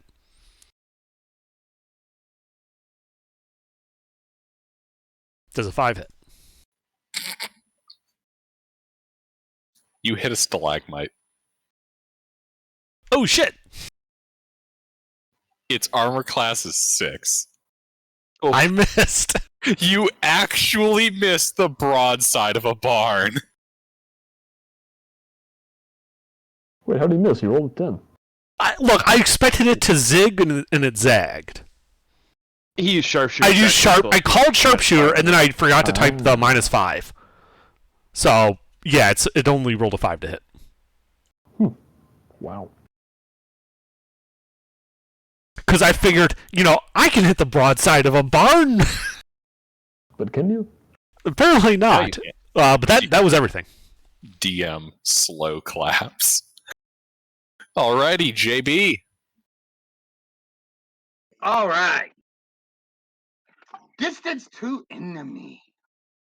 Wait, when he hit it with that Molotov, did that appear to be effective? He didn't say he threw it to hit it. He said he threw it in front of it. Yeah, I was throwing it because I don't have dark vision and I needed a light source. I need 2 hands to operate the bow. Oh, you need a light source. You could have just asked. Well, I didn't know I'd be back. I didn't think about it. Okay. Okay. So what's the distance to the enemy? It is 30 feet from you. Is there fire separating me and the enemy? Yes. Just a little fire, you can take it. How far is the fire? 25 feet. It's a 5-foot wide square.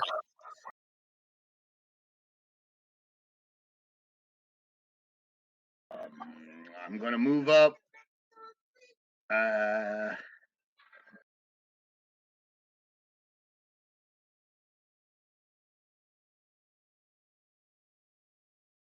How big is the fire between me and the monster? 5 by 5.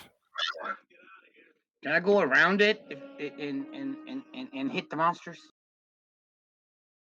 Yes. Yeah, that's what I want to do. How far around? If I go around, how far is it? The cave at this point is 10 feet wide. You can let us just walk next to it. Okay, and how far is it to get to the monsters? 15? 30. 20? 30? Okay, well, I'm going to go 30 feet till I'm right in range with these monsters, right next to them. I am going to say, hi! And then I'm going to summon my astral arms, and I need a dex save from all of them. It. Huh? It's 1 cube. You don't want to have me use my gelatinous cube swarm against you. Oh Lord, it's a gelatinous cube. That's a fail. Gelatinous dice pool.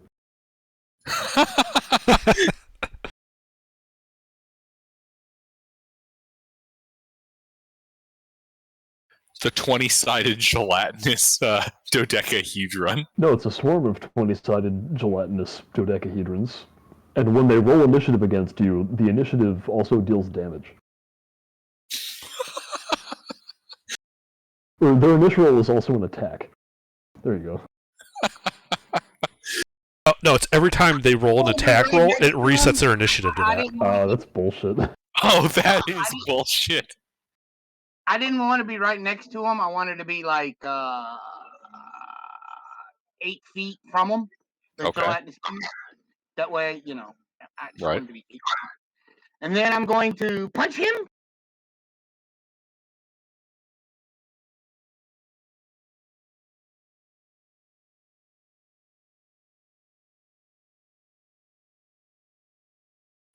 Well, that hits.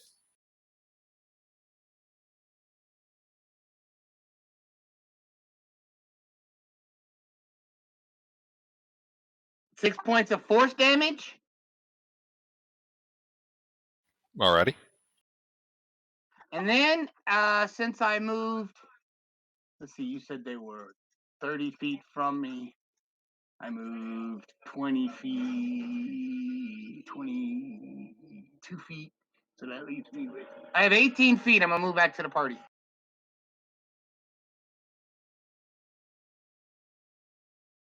Yeah, basically. You're running away? Instead Yes, of approaching me, you're running away? Yes.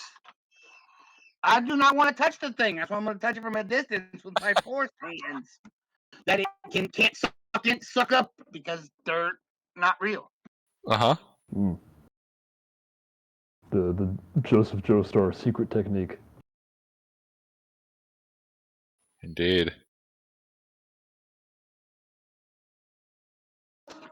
That's all I'm going to do.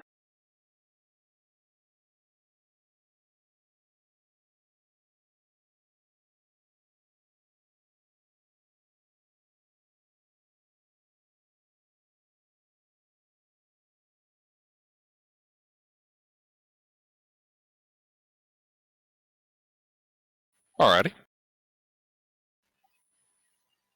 Basmati? Okay. So this thing is advancing up 15 feet every round, from the looks of it. Approximately, yeah. Alright, I'll back up 15 feet. And... let's see, what's the best thing I can do to this thing right now?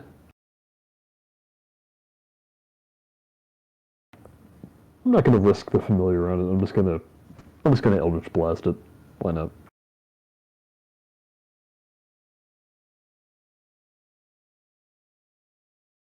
Ooh, nice.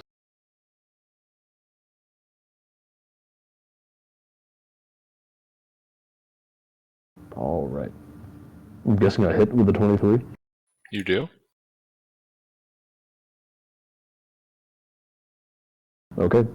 Force damage. Alright.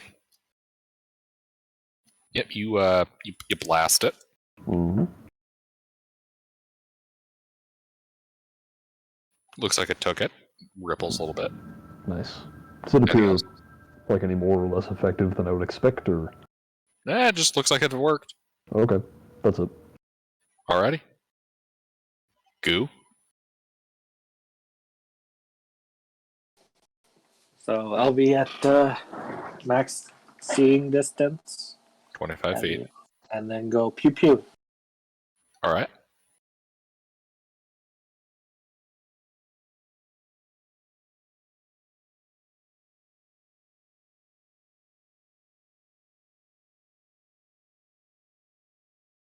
Two hits.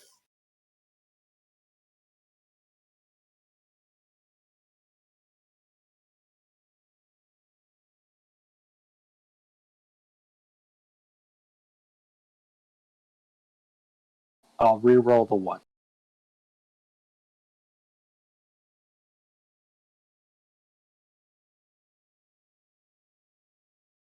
So 20 damage.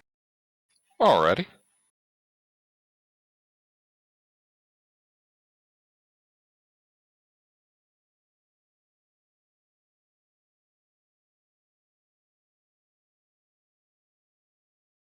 Anything else? That's it. Alrighty. And Mr. Philanthropist.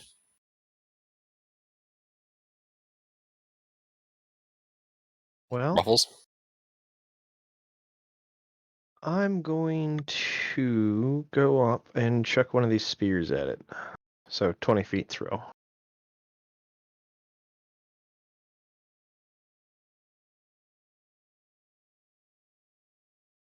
Yes. Alrighty. Picked up all the spears from the. Right.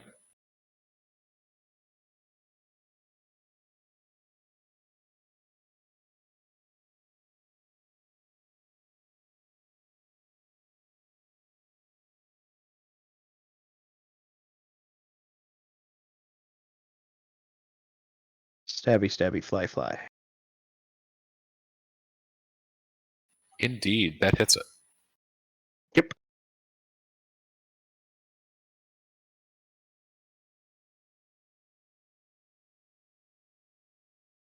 Anything else? Nope. Alright, you're just moving up to 20 feet and staying there? I'm gonna back up. Let's see. It was 30 from us, so I have to move 20. So move 10. So I will move 5 back.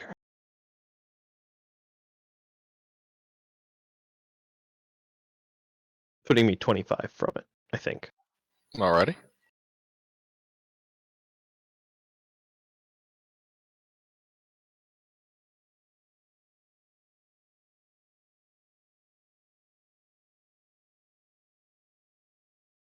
So, this thing. It's going to use its action to dash all the way up to Flan and JB. Ooh. Under, roll me a d6.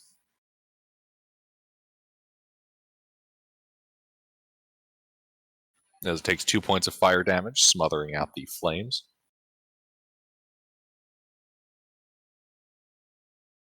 Or S. Okay. Bonus action disengage. Back up 25 feet. What's up? Wait, what? That should. I don't think it's a melee with you. You said it went right up to me. Went up to Flan and JB. Oh, sorry, I misheard you. Oh, okay. I can see it though, right? Yes. Well, what's my range to it? 10 feet. Okay, I'm gonna sharpshooter shot it.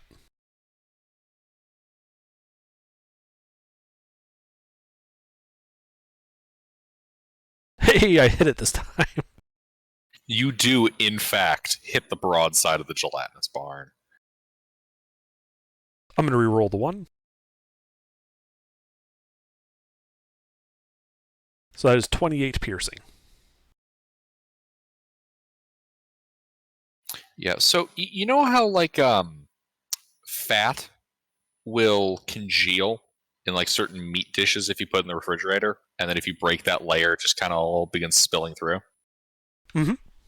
Yeah, part of the gelatinous cube kind of deflates as acid just kind of pours out of that hole. Okay, yeah, I back up to where I'm 25 feet from it. Alrighty.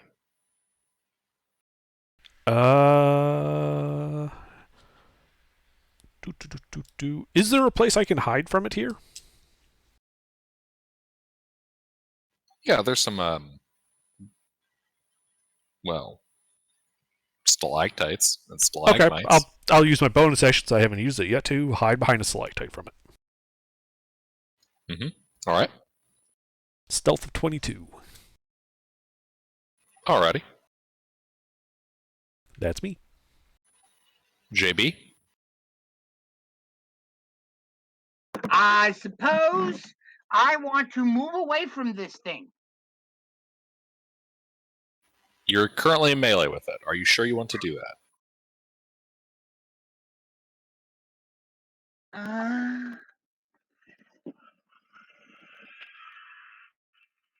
Yes, I do want to do that. Yes.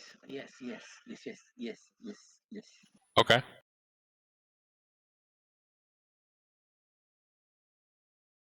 You walk away from it. It takes an attack of opportunity with its pseudopod. I know. 21. Damn, that hit. Shit.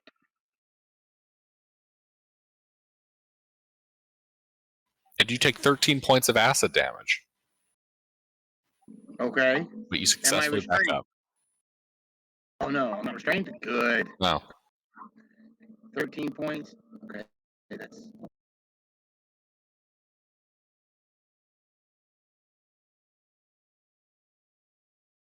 I am going to back up 15 feet. I'm gonna whap it.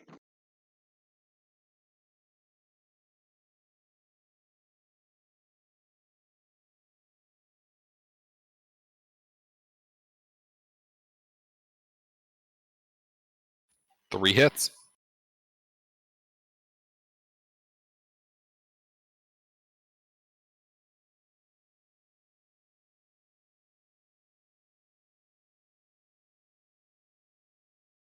Yep, this thing been spilling more acid out of the holes you punch in it. It's looking pretty bad. And I am. It's looking more akin to like a jellyfish on a beach right now than it is to a cube. Basmati? I think I'm just going to shoot it with Eldritch Blast again.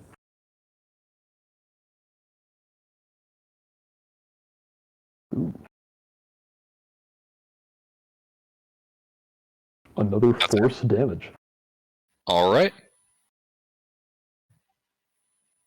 Goo? I hope there is. Huh.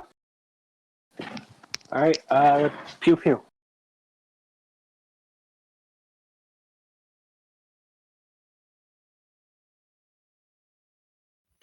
Two hits. Your shots sink into its gelatinous form.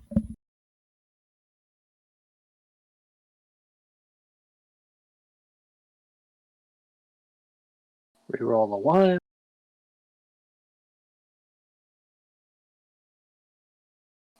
$14.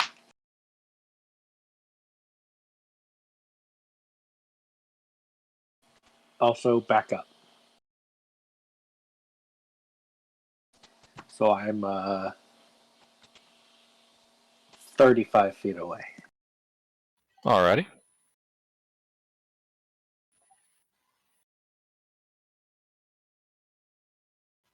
Flan? I would also like to back up. You cool with an... Oh, it hasn't been its turn, yep.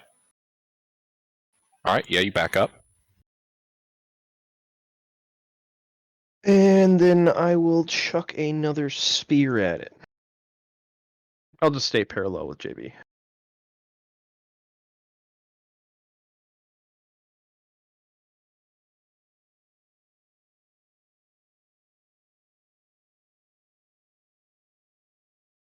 Just make sure I had the right to hit.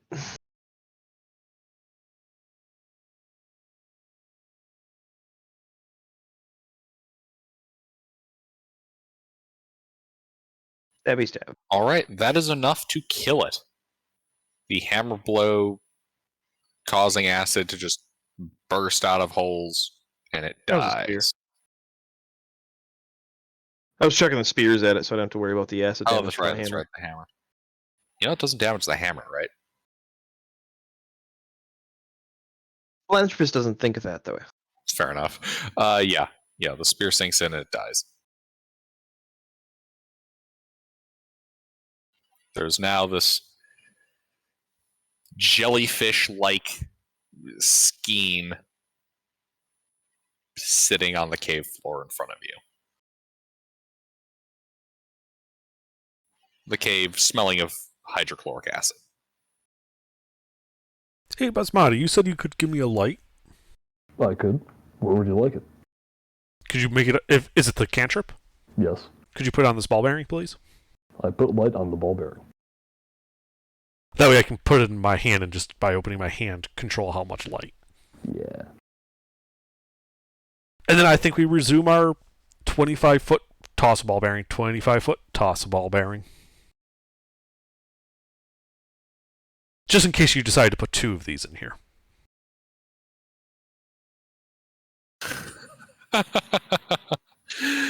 Alrighty, yeah. You keep going. Discovering Stealthily. nothing as you eventually reach the large cenote. You can see hanging in the opening a cage containing many children. Is there a way up? Like, did they carve stairs or anything here?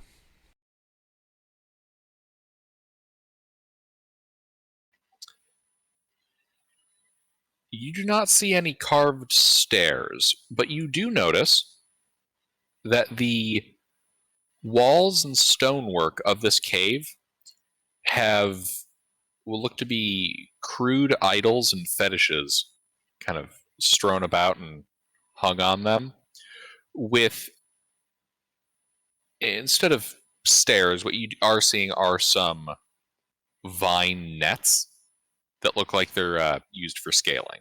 Ah.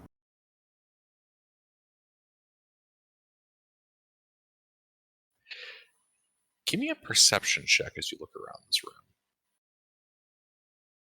Well, I should say this cavern. Okay.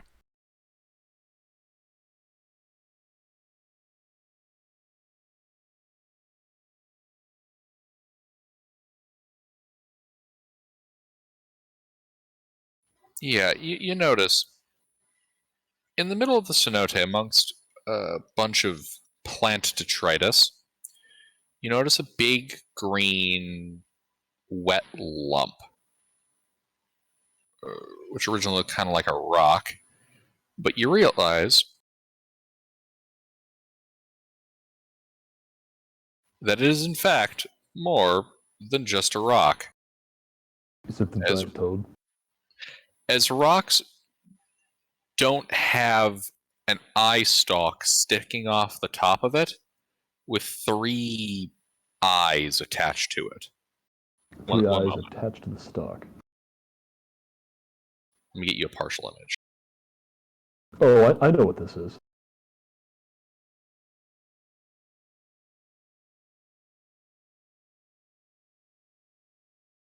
Green lump with a stalk and 3 eyes, yeah? Mm-hmm. Kind of like that. Okay, well, good thing I approached stealthily. One of these, right? They've even got a cage full of children. The claw. Yeah. This was all totally a Toy Story joke. Completely. That's interesting, though. So, assuming it doesn't see through my stealth, I'm going to back up and go to the party. Yeah, it don't see through your stealth. I'm very sneaky. And I let them know there's, the cenote, there's the cage full of children, and it appears to be suspended over a monster of some kind in the water with 3 eyes on a stalk. Is the blue pope still there? Did I see the blue pope? No. That guy's up in the hut that's above the cenote. I see. And that's where the children are as well? That's like the cranes sticking out over that hole to the cenote? Mm-hmm. So how high up is from our level is the cage of children? That would be about 80 feet. Okay. They're 80 feet above the water's level.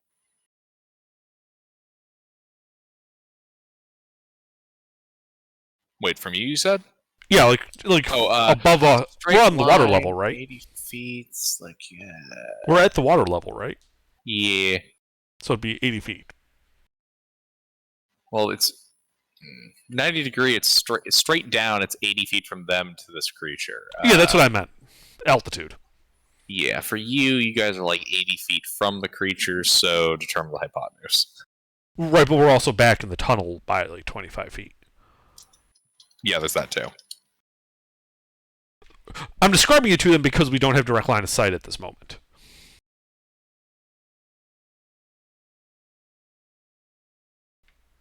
Goon, not Goon. It was Basmati. You're familiar. You said it saw a mechanism for lowering the children down. Yeah, it's up there, isn't it? Is it something that the familiar could manipulate without us being up there? I kind of doubt it. I'm imagining like a big crank. An imp could run a crank. I suppose. I mean, well, how much would it take to operate? Point is a 80-foot fall is not survivable for children inside a cage. If they hit the water... The 80-foot fall is not the concern. The concern is being inside of an underwater cage. No, an 80-foot fall into water is going to be like hitting concrete. True. They're going to die. So that's why I was wondering if there was like a way to control the descent of the cage. Like, is it a crank or is it just a straight up, there's like a belaying pin stuck into the wall with a rope tied to it? Yeah, what did I see up there? There's a crank. Okay. Did it have two-way release? Could effectively crank both ways. Did it look small enough that an imp could run it? Yeah. How strong is an imp? An imp has 6 strength. It's as strong as me. Yeah, it's as strong as me. Although the only problem is it's a tiny creature. The imp might be able to control descent, but it would not be strong enough to cause it to lift. What about a mage hand? Absolutely not.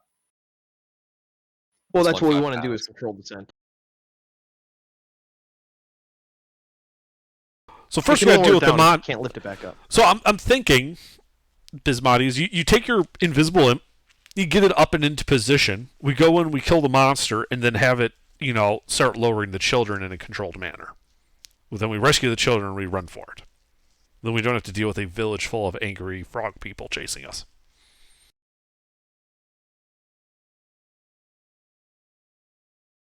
Okay, what happens if the imp is not strong enough, though? Well, then we will have to go up there and fight a village full of frog people. I can take them. I'm wondering if there isn't a way to do this.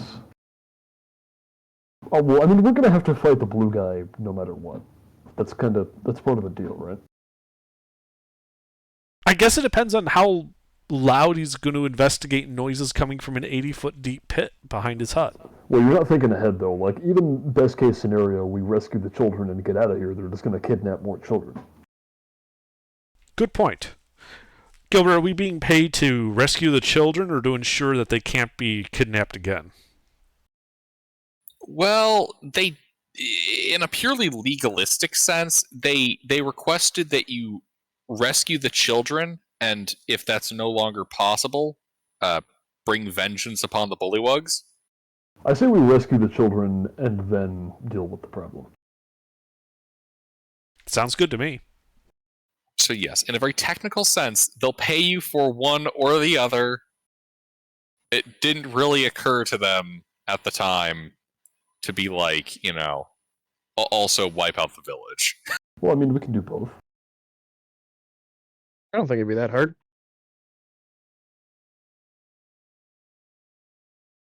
All right.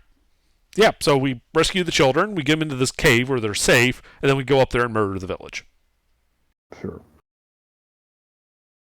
Alright, I'm going to have the invisible raven fly up there, where it will become an invisible imp, and the imp will attempt to slowly... No.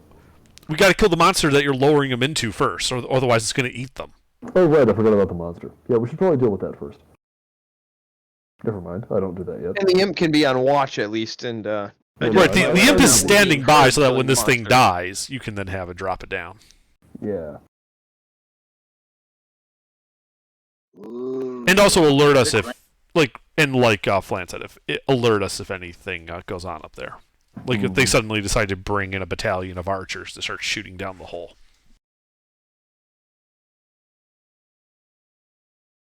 Alright, so, Gilbert, from what I saw of that room, is there a place I could sneak into not at the entrance of the tunnel, like off to the side a bit, that would still keep me hidden from this monster? Yeah, there's several kind of like smaller annexes to this larger cenotes. Stalactites, stalagmites. Because I'm thinking of that, I don't want to block people, but if I can stealthily get in position first, that might be better. And if anybody else can move stealthily, getting into your ambush positions might be advised as well. We can attack this thing from ambush. Stealth. Right, and then those of you who can't, is when you hear the when you hear the signal, which will be the sound of us attacking, then you rush in and clobber it. I mean, I do actually have a +2 to my stealth. I have a dex of 14. He's not intelligent enough to hide well. That's fine. He doesn't have to hide. I personally would like my character to get in there and hidden in ambush first. Oh, absolutely. Yeah, no, he can understand waiting for signal. Alright, is anybody going to be coming in stealth after me? Or are you all going to wait for the signal when I attack and then rush in? If I don't come in with you, how far away am I going to be? Gilbert? Well, the distance from like the opening of the tunnel you guys came through and some of the like rocky shore of this cenote, there's about 80 feet of fairly shallow brackish water between you and the monster. Okay, I just need to get like 20 feet closer.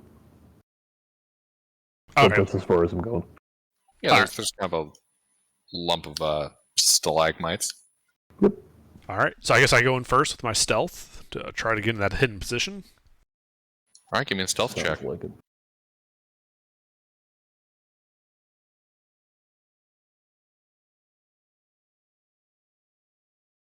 Alright, yeah. Yeah, you start,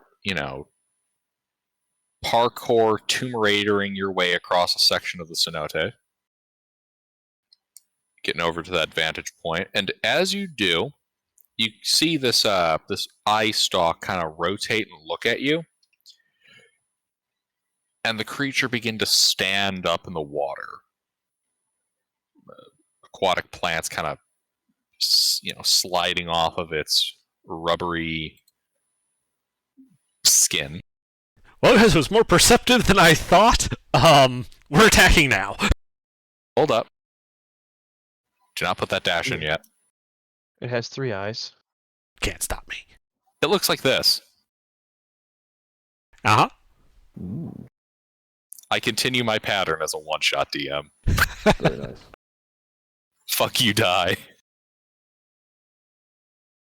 Are we rolling initiative then? Yes, roll an ish.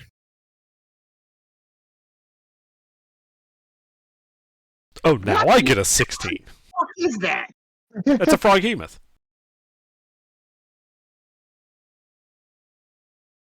It's a fun monster. It is. And it's CR10.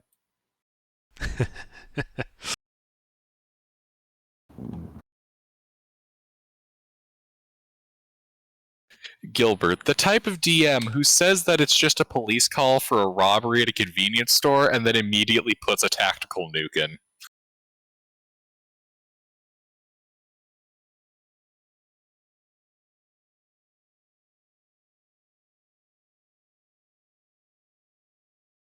Alright, I'm gonna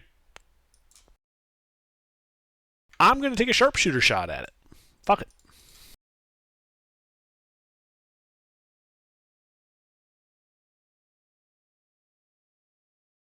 I missed. Indeed. Under I'll also effectively say that you're like 25 feet up a sectional wall on like a... Whoa, I never said anything about climbing. That's how you had to get to the vantage. No, I was asking if there was a place to hide at the floor. Oh, on the floor, okay. Yeah. That's a different spot. Alright. Yes. Yeah, you can be at that spot. Okay. And since, I'm obviously blown, I'm going to displace to a slightly different spot and try to hide. Alrighty.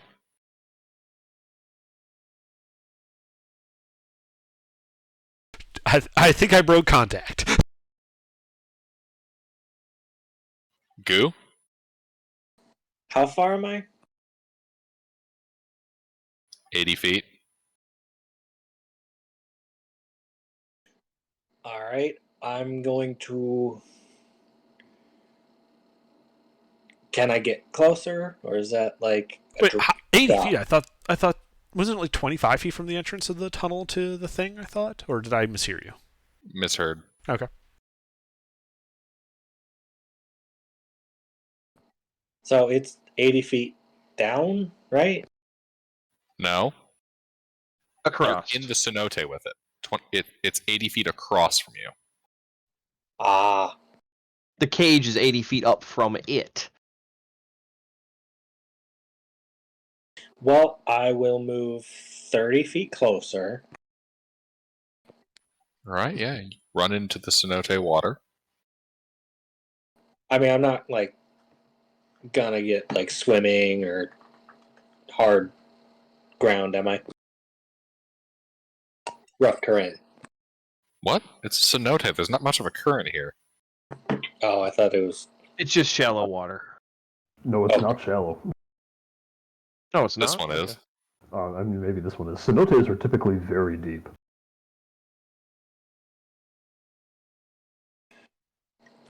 Well, This is true. But yeah, this is shallow because otherwise the adventure would be difficult. I like to swap to my heavy crossbow and shoot it. All right, so you're shooting it from the 80. From 50? You're moving up to 50 and shooting. Okay. Because I'm gonna swap back if it moves closer. Okay.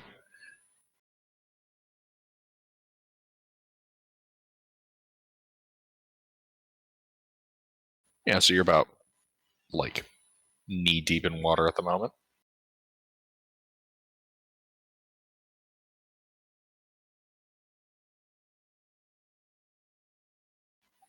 That does not hit.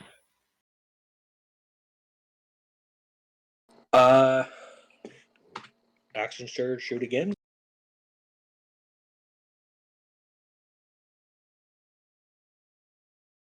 Seriously? That just barely pierces its hide. Alright, great. I am using Shadow Arrow. So I add 2d6 psychic damage, and it needs to make a wisdom saving throw. Against? 12. No, I mean against what effect? If it fails, the target cannot see anything beyond 5 feet until the end of my next turn. Not bad. You said wisdom?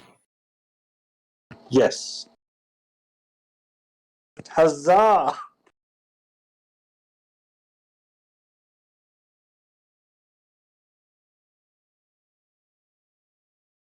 That means outside of 5 feet, it's effectively blind, correct? Yeah. Precisely.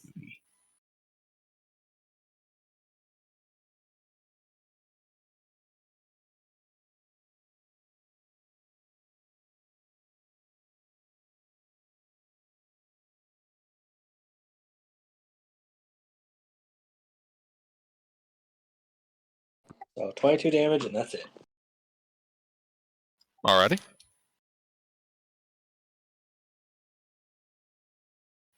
JB? I'm here. I'm sorry. Oh, one second, JB. Gun, you said it's blind until the end of its next turn? It cannot It doesn't use the word blind. It says You can't see beyond 5 feet. yes. Until the end of Goo's next turn, I think it said. Yeah, until the end of my next turn. Your next turn. Okay, good to know. All right, continue, JB. Was the thing blind? It's blind beyond 5 feet. Distance. 80 feet. 80 feet. All right, well, I'm going to travel 40 feet and towards it, and I'm going to activate my astral arms. It won't take any damage, but you know.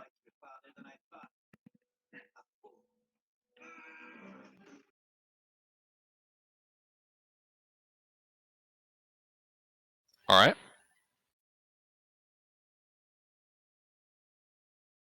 So you said you ran how far forward? 40 feet, my max movement. Good to know. Could have ran 80 feet, but then I'd be standing in front of it with nothing to do. And Right. that's not a good thing. Alrighty. So nothing else? Can I give the help action? That's the an next person action. on the list? I haven't used an action. I used a bonus action. And I'm pretty sure you have to be within touch of them, don't you? Unless you're the mastermind. Yep, that's the mastermind. The help from 30. Okay, am I within 10 feet or 15 feet of any of my Nope. allies? No? Okay. Because touch for me is 15 feet. All I right. mean, we could peasant chicken a spear at him if you readied an action to.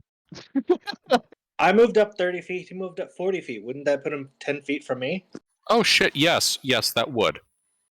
Okay, apologies. then I'll give Goom the help action. Because he goes before me anyway.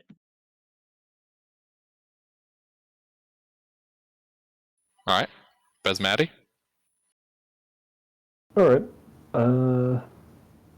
How far away is the thing? 80 feet. 80 feet. Okay, that's exactly close enough. I'm gonna have my invisible raven fly over there, dashing, and then for my action, I'm gonna shocking grasp its ass. An interesting move. Let's see how that plays out.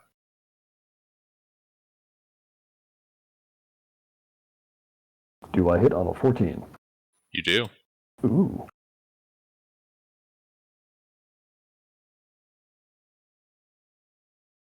Eight lightning damage, and it loses its reaction. Alrighty.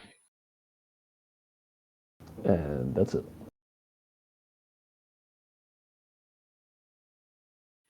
This thing. Well, it's gonna swim forward 30 feet in the direction of JB and Goon.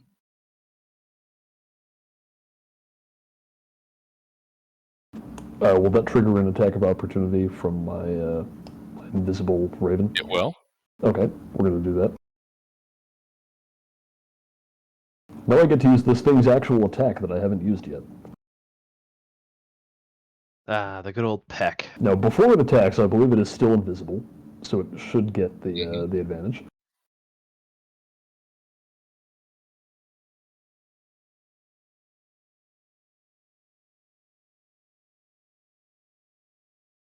Oh, I think that hits. That does. All right. Pecking at it. I mean, it's clawing at it. However, this is not actually a claw attack. It's actually the imp's sting attack, which does 4 piercing damage, and it needs to make a con save against poison.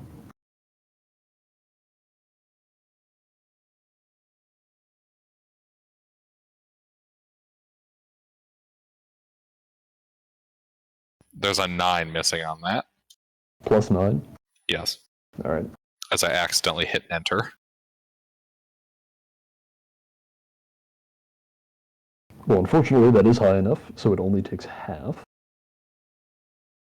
Let me see here.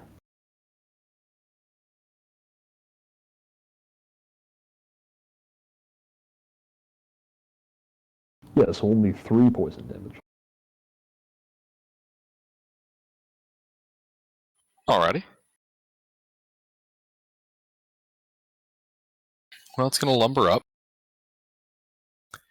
And, well, it is blind beyond that distance.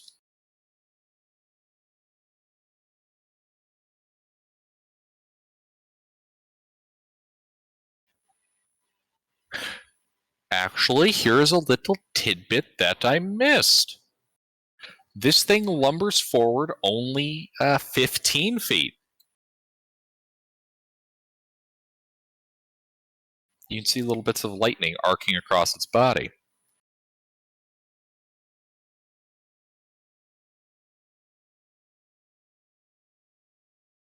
Give me 1 second here, I gotta recalculate. Calculating.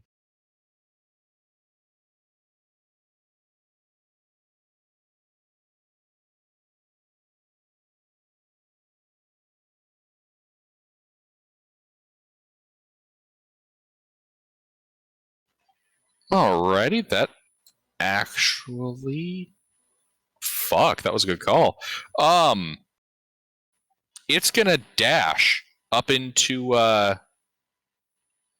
melee with JB. That's its turn. Flan? I would also like to dash up into melee with it.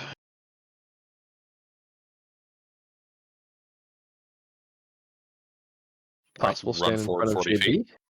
Yep. Yep, right next to JB. Then bonus action rage. Alrighty. And then just like poke it with the butt of my hammer. The item interaction. What? Yeah. Taking my item and poking its belly. I see what you mean. I was gonna say, what the fuck do you mean you can attack with an item interaction? I'm not attacking, I'm prodding. right. Alrighty. Hey, look at me. Alrighty. Did I successfully hide from it before? Yes. Okay. Oh, I guess it can't see anyway, so whatever. I'm going to take a sharpshooter shot.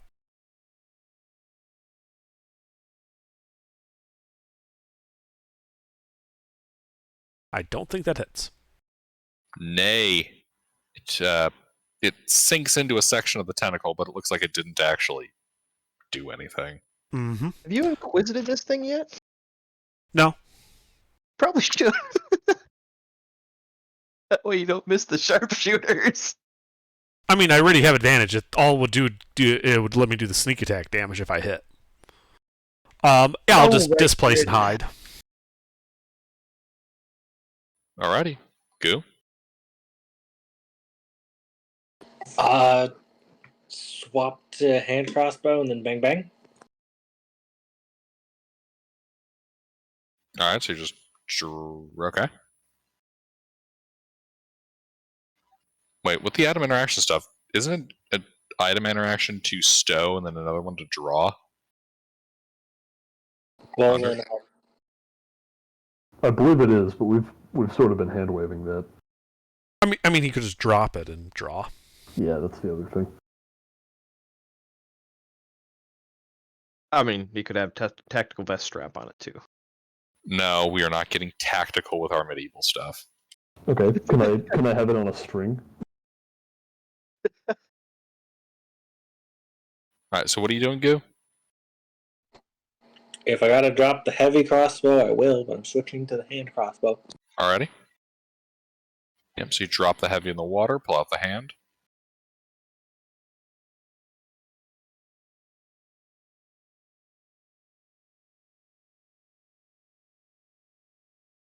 Two hits.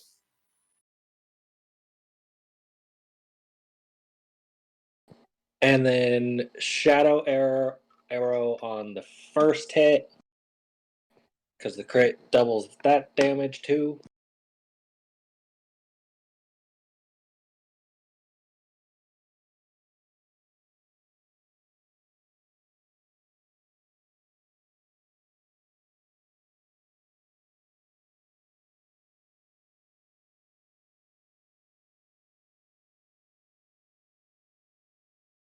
All right, here we are. Oh, and nat ones again.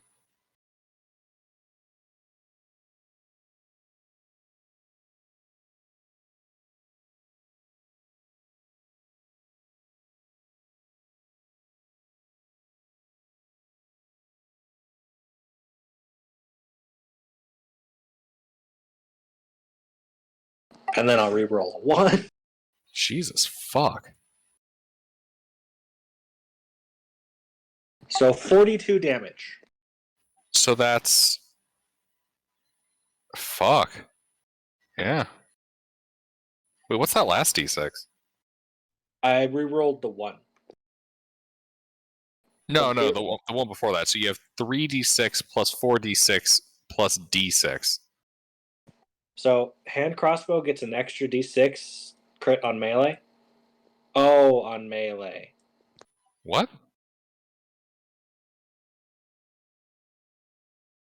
If you point blank with a hand crossbow. What feature is that from?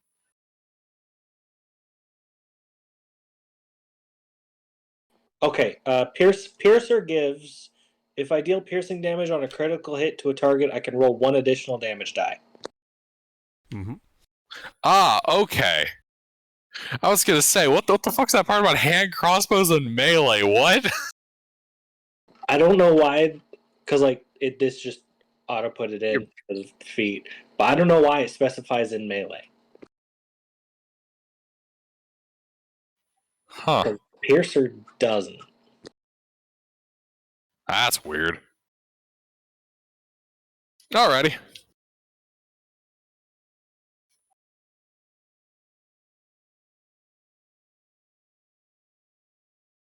Anything else? I back up to 30 feet. Alrighty. JB? Okay, how far am I from the thing now? Did it move? Did I move? I didn't move. So am I still 40 feet from it, or what? It came up and said No, hello. you're in melee with it. It ran up to you. It ran up to me? Oh, shit. Yes, this huge hulking froghemoth.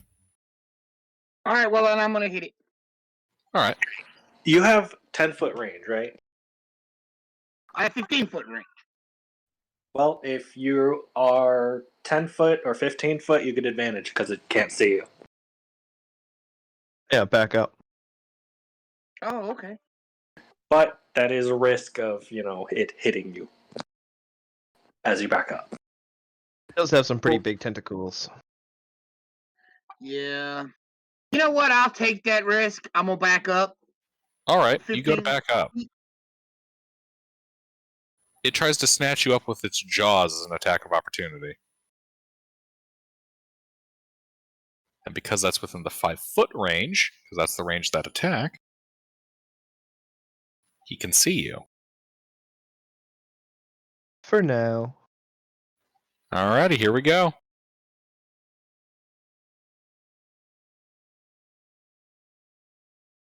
Does a 20 hit you? Plus 10?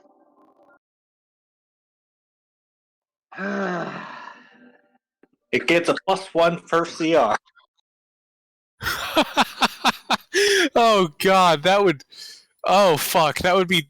The Tarrasque has a +30 to hit. It literally cannot miss. No, it can. It just does from that one. Alright, so that hits.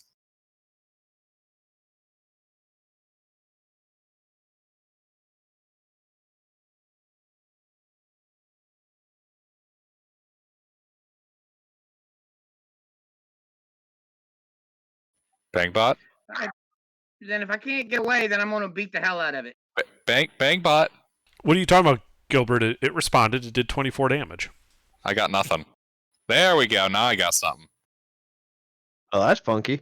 All right, 24 points of piercing damage. That ain't bang bud, that's Discord. Also, you are now swallowed. Ooh. He gobbles you up. Okay.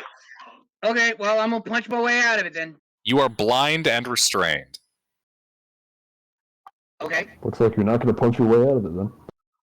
So what do I have to do? Can I not do anything? No, you still have your turn. I'm just telling you that you're blind and restrained. Make your choices as you will.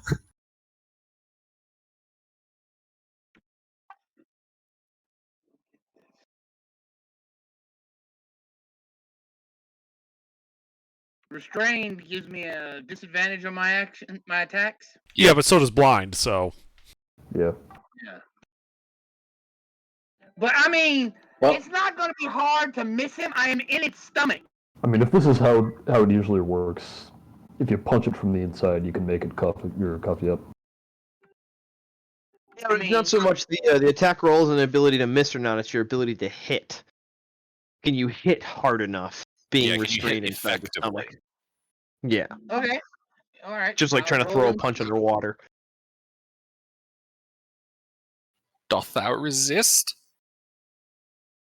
Or do you choose to be slowly digested over 1,000 years? 2 hits.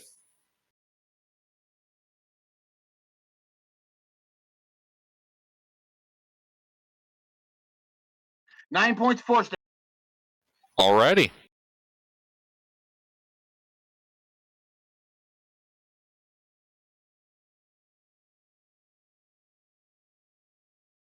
Anything else?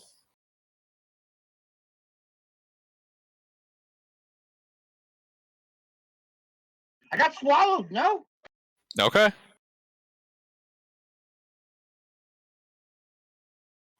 And Basmati. Alright. How far away? It only moved 15 feet, right? No, it ran forward 30. Ran forward 30. It just had to use a whole action instead of getting to do any attacks. It doesn't matter to me. Wait. It ran forward 30 feet? Yeah, we were 40 Yeah, feet. right in the melee with you. I was 40 feet from it. Yeah. Because I was 80 he could only feet move. We were beginning, 80 and feet. He moved 40. once, and I only moved 40. And then activated So my it thing. was 10 feet away. Well, it's big. I imagine it might have a 10-foot melee reach. Yeah, but it can only see 5 feet, so that would have changed that attack roll on swallowing him. It might have also just dashed 40 feet. No, he said that it has 15 feet of movement. So it can only dash. Yeah.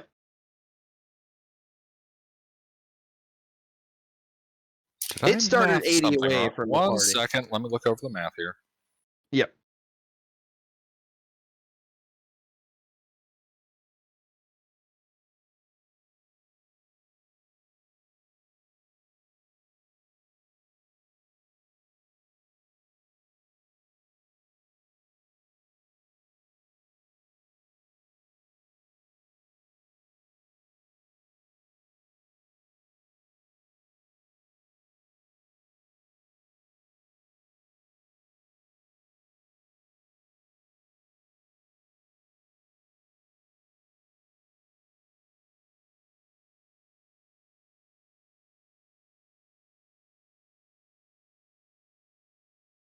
By my numbers here, it still checks out.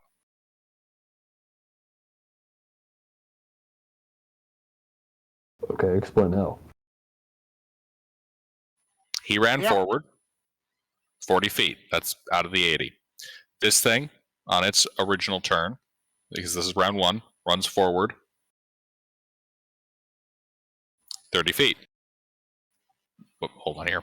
So 80 minus 40 puts 40 feet between them. This thing runs forward 30 feet, puts 10 feet between them. Yes. Yeah, sounds good to me. Let's go. Let's keep going. All right, Basmati. It can only see 5 feet. And he wouldn't have needed to back up if he was 10 feet. Right, so yeah.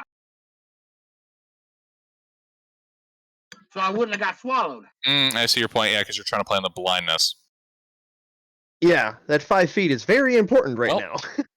It's a bit late. Rolls have been made. All right. Anyway, let's see. What order should I do this in? Yeah, we should have brought that up when it happened. It would have made more sense. Yep, that would have been something to spot when it happened. We just found out. Yeah, we all missed it until after everything for it had been executed. We're not undoing an entire thing. I asked you how it got into range with me, and you said it dashed forward. Yes, it was in melee with you. It's melee. Yeah, It's but that got changes the 10-foot advantage range. roll. Or the disadvantage roll a lot. Yeah, it wouldn't have swallowed me. Guys, rolls have been Yeah, I made. wouldn't Move have on. moved. I would have just punched it from 10 Move feet. on. All right. Anyway, so the let's see. What the hell order should I do this in? Yeah, it's going to use its action to become invisible again, and then it is going to fly into melee with the thing and shock it. Except it's not actually going to do the shocking. I'm going to do the shocking. All right, flies melee, does the shocking. Yeah, it's very critical that I'm the one doing the shocking. Oh, I don't think I hit though. Wait, hold on. You said the bird's shocking him, right? No, I'm shocking them. Oh, through you're the running up and shocking him. Okay. No. I'm not going anywhere. I'm casting Shocking Grasp through the bird. The bird's a medium. Yeah, the bird's shocking him. Well, no, the bird is not making an attack. As far as I'm concerned, the bird is the source, therefore the bird is doing it. Okay, it matters because the invisibility ends if the bird attacks. I know.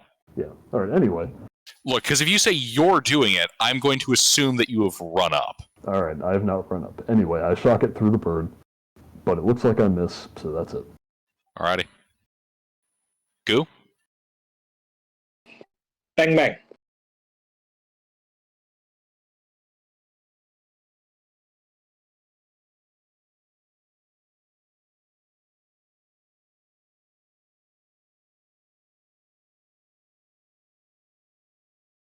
One hit.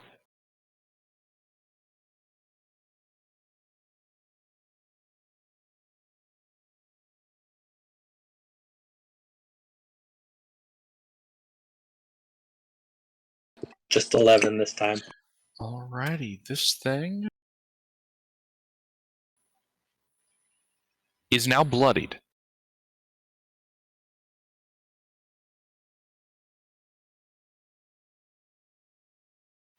Anything else? It can see again. Alrighty. And I'm still 30 feet away, right?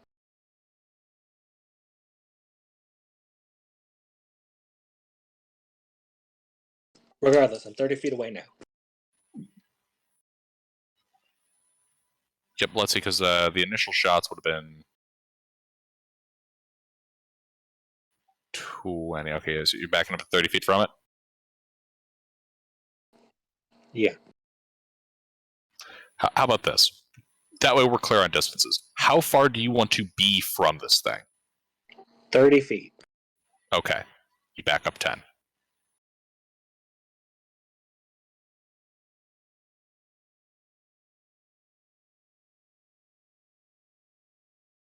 Why am I seeing two different Inish versions?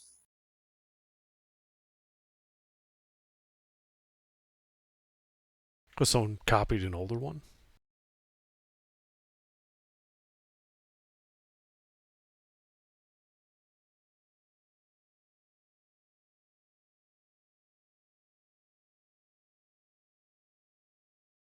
There we go. There's one underposted. Alrighty. Wait, shit. Hold on. If you accidentally used the old one, which was after. I just posted the one that you had posted. Right. There's the one that I posted on accident. Yeah, so you were going after Basmati, so you basically just gave Goo a free turn.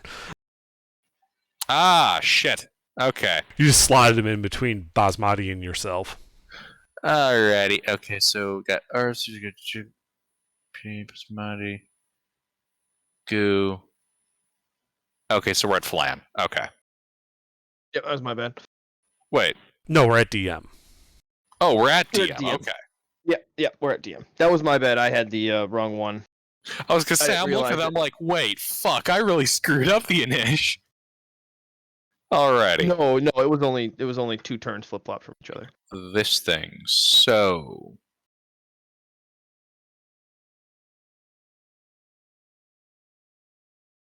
JB, you take 13 points of acid damage as you stew in its intestines.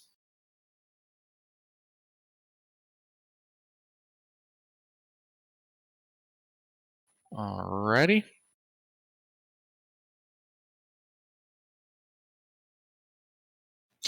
And this thing is going to lumber forward up towards Flan. Yes.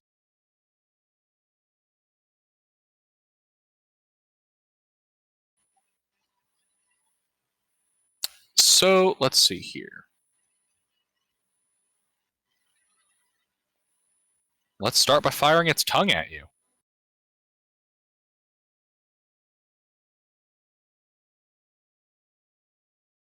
And you said it is no longer blinded, gun? Wouldn't be certain on No, this. you're in melee, so it wouldn't matter. He moved.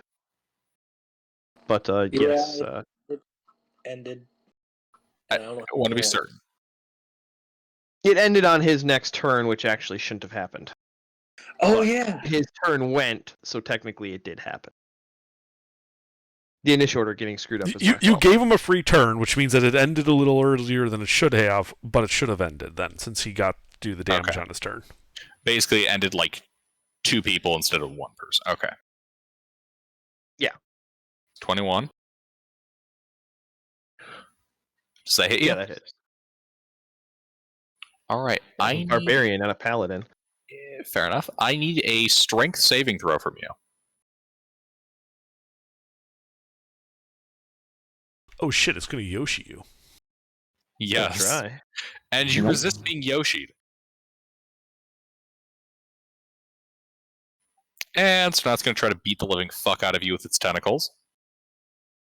Sure.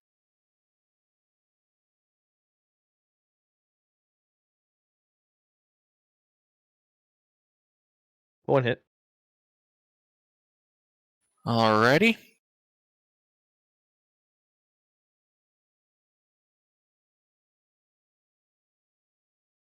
$18 points of bludgeoning. I previously raged, so that's 9. You are now grappled. Excuse me? I don't get to resist it? Correct.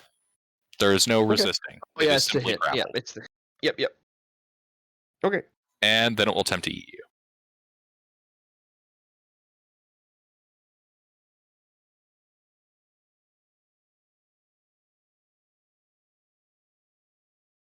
Oh, fuck. I think it eats me. How does that work? Well, Multi-attack. picks them up and eats them. And this doesn't have a thing where it's like only one creature can be in the stomach at a time, or... Oh, it has a capacity. It's just more than one dude. Okay. This frog is used to swallowing a lot of man flesh. Too easy. Guessing those children were sacrifices to it. I know.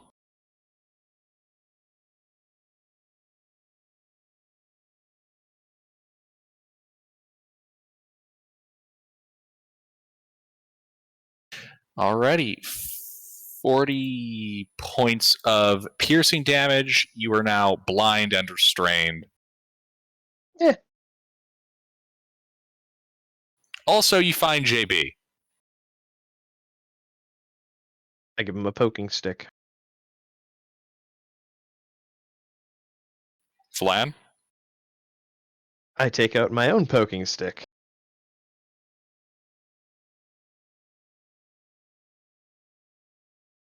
Wielding it with 2 hands, I would like to start poking.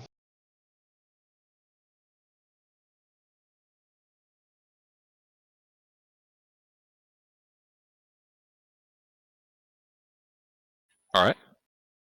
Make your attack rolls disadvantage.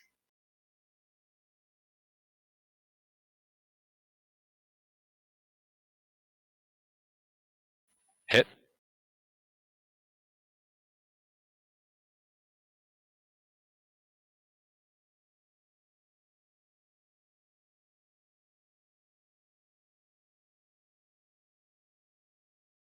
Yeah, you can feel its blood begin to spill into it.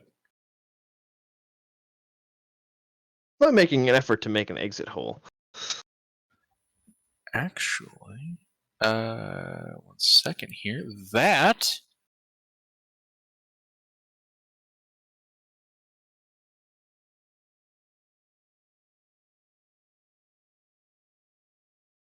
all right. Is it the end of your turn? I mean, I can't really do anything with my bonus action. I have to ask because of when the effect takes place. Because its stomach starts to heave. But it manages to hold you guys down for at least a little bit. Huh. Horace? Did my stealth of 22 before hide me? Yes. I'm going to take a sharpshooter shot.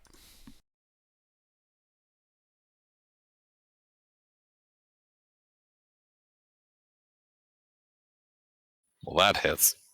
Indeed. Oh, this ought to be good.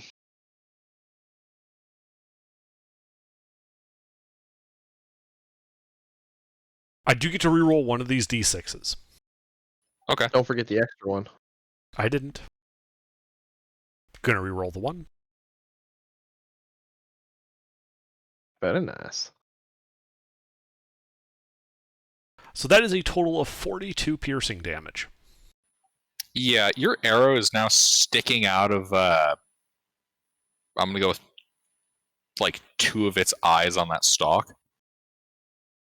It's really not looking good. Okay. I will displace and hide.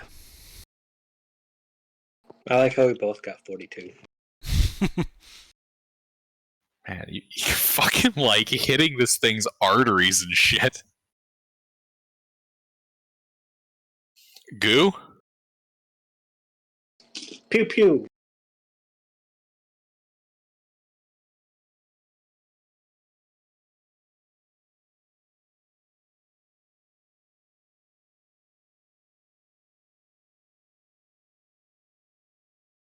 One hit.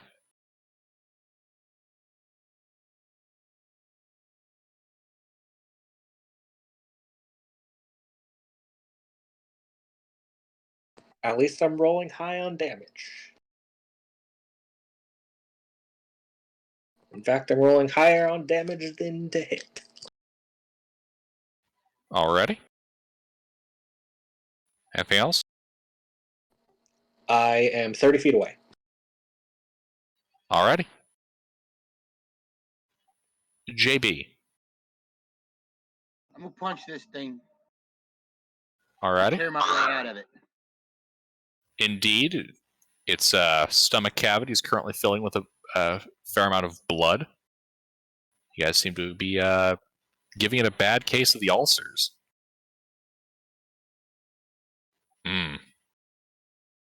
That's 2 hits.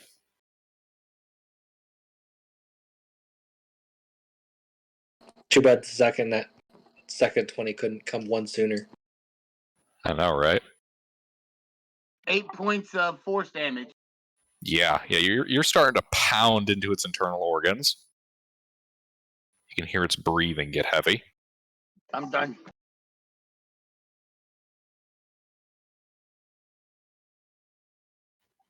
Basmati? All right. Does it not do the heave? I think Type that's of on its damage. turn. No, it's type of damage. It's set. No, it's set to a damage threshold within a turn on the inside. Yeah, but it goes off on its turn, correct?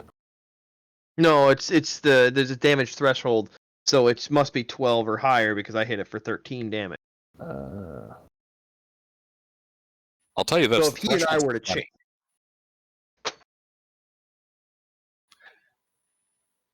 If it takes 20 damage or more on a single turn from a creature inside it, it must make a Constitution saving throw. Does it have to be from Gotcha. a So him and I creature inside of it? attacking. Yeah.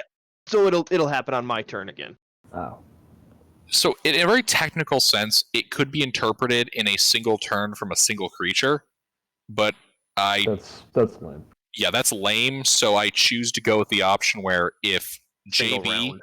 can, yeah, I choose to increase the length that can be stacked. And it makes Otherwise, sense. it's dumb. Okay. Otherwise, quite frankly, neither of these two are likely to be able to actually get that going. So this thing has a big old mouth. Is it like yelling or roaring at any of us? You know, when it was starting to get an upset tummy, it did make a big ribbit. Okay. Well, given that our turns are sort of supposed to be happening at the same time, and it is within 60 feet of my actual body, right? Correct? Yeah, Okay. that's 60. I would like to cast Flaming Sphere inside its mouth. Flaming Sphere is only a 2.5 foot radius sphere, so it takes up as much space as a medium creature. So it should have no trouble fitting in there. I like the sound of this. Okay. So let me see here. Flaming Sphere. So That's basically, for- you're going to yeah. give it heartburn. Well, it has to end its turn for it to do the thing. However, if I use my bonus action to shove the sphere down its throat, then it has to make the save immediately. You know what? Because this thing is large enough to swallow people, I'll say that's an option. Yeah. Okay. I mean, if it can swallow a medium creature, it can swallow a flaming sphere. Like, I'm geometrically, specifying a that this is medium working creature- on a creature that has swallow. That way, I'm not setting up the precedent that, like, yeah, you can just make a dragon choke on something. No, I mean, it wouldn't work on everything. It would only work on this. Right, because it's Yeah. got a big gaping, trap. Is there a uvula? Sure, frogs have uvulas now. Yeah, okay. Anyway, it needs to make a... Oh, it's a dex save.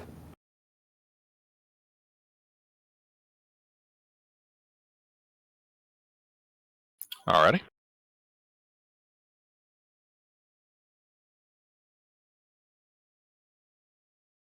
Ooh.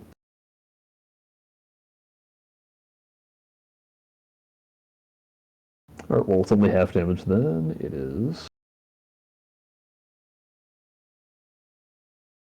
So, only 4 fire damage. Alrighty. Noted. Anything else? No, that's it. That's the action and bonus action. Alrighty, this thing's turn. 8 points of acid damage to JB and Flan. It tickles. And this thing's gonna lumber forward.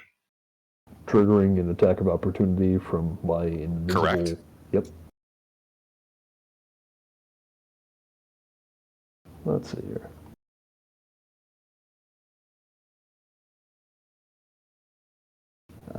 Yes, there we go.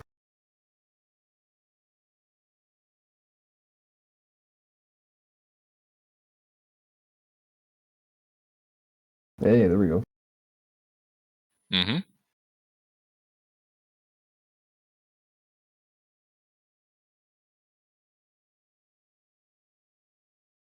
Alright, 8 piercing damage, and I need it to make a con save.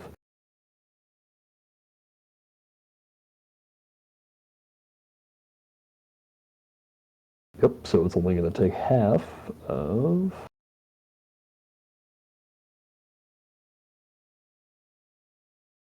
...12 poison damage, so only 6. Alrighty. I should point out, there is no visible creature in melee with it. Although it's already moving. Mm-hmm. Yep. It's going to lumber forward and get Goo within range. It's going to try to slap his shit in with a pair of tentacles.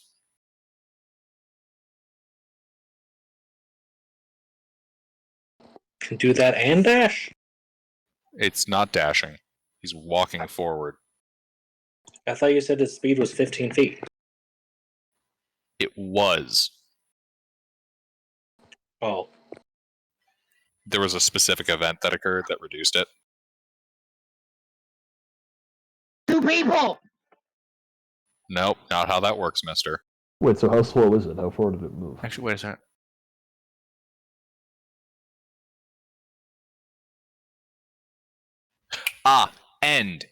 End. Yes. So it can only waddle 15 feet forward. That is still within range to get you, Goo, because you said you were 30 feet away. It's got 20-foot reach. Hmm.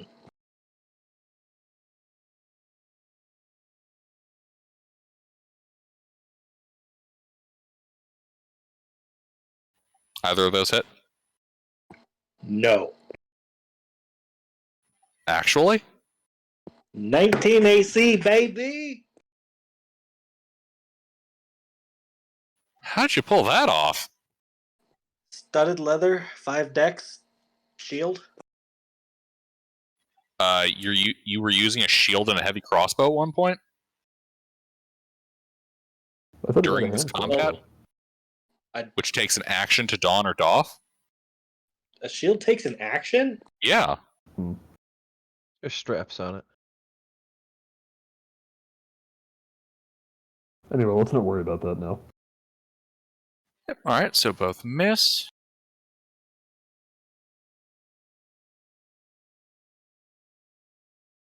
Alrighty. Oh, wait, tongue.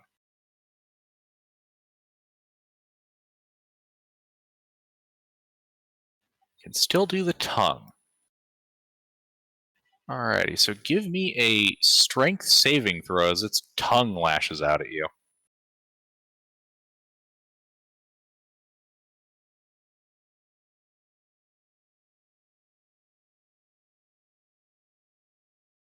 Yeah, you resist its tongue. I didn't dump strength this time. A wise move. Alrighty, this thing has just completely failed to do any actual measurable damage. Flan.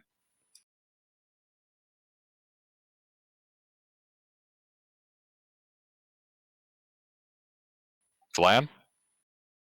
Oh, that's me. Well, I will continue stabby.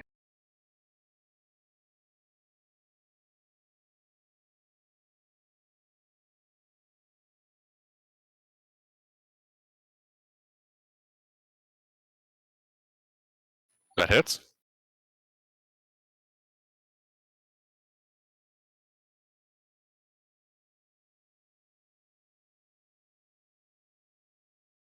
Not enough. Actually, that's enough to get the threshold. Okay.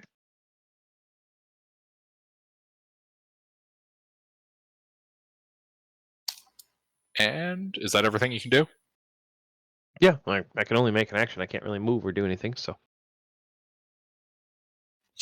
It fails.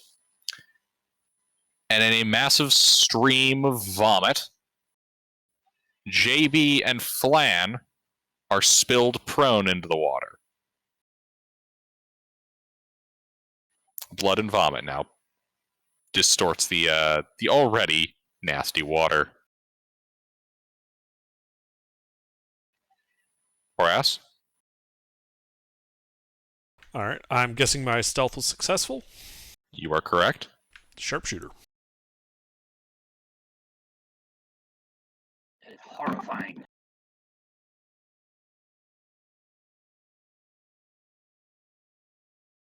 That hits. I'll be genuinely surprised if this thing lives. And remember, I do get to reroll one. I'm okay with that. 29 piercing. Alrighty. Yeah. Your arrow flies through that kind of frog-like ear structure, and it must have hit something. Because its tentacles start going rigid and twitching, and it slumps down into the Kenote, falling onto its back and submerging in the water. Great. Nice. You guys have just killed their frog god. Yay! They don't even notice yet. You guys have killed a CR10 creature and suffered very little cost. Anyway, I'm gonna send the imp up there to to go crank the cage down.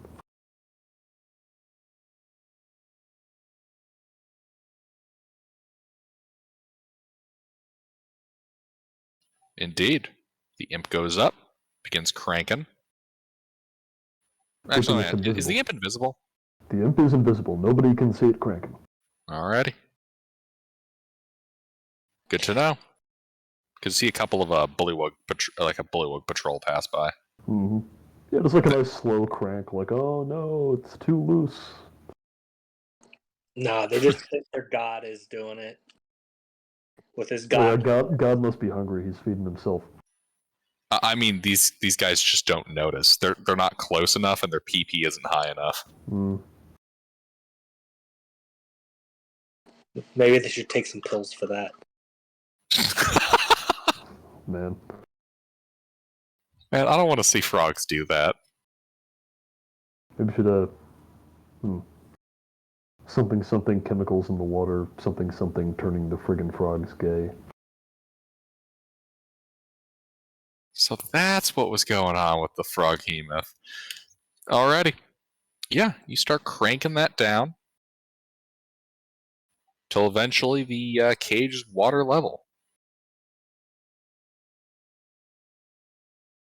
Alright, let's get the kids out. Yep.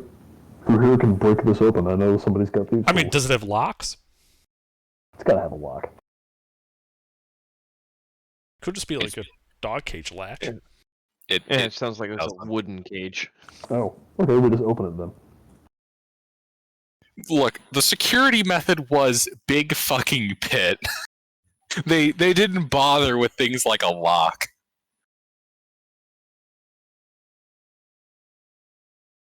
Alrighty, yeah, you guys are able to retrieve the kids.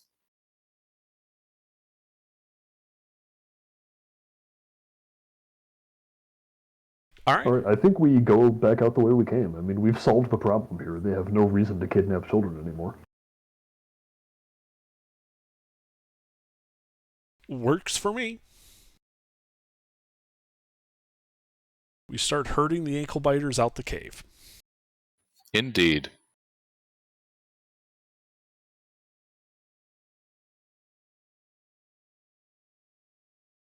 Yeah, you guys get them out of the cenote that you used to get in. And I'm guessing you guys are walking back. Yeah. Just walking back out the cave. Back the way we came. Yep. Then back to town. Mm-hmm.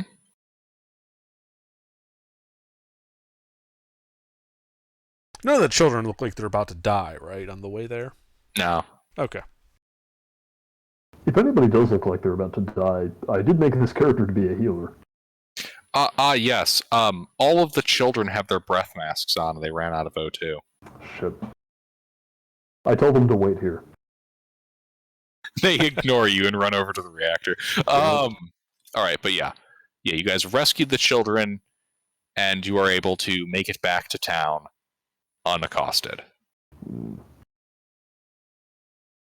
Success! Indeed, success. Congratulations. You have rescued the children. Yes.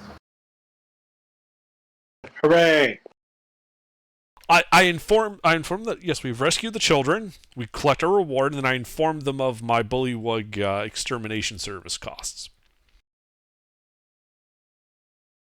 We charge extra for deicide.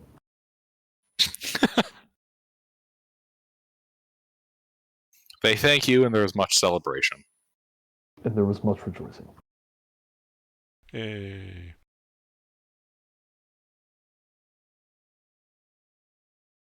Honestly, I thought you guys were going to go try to fight your way through the village after I put the Froghemoth down there. I was expecting us to have to fight the blue guy.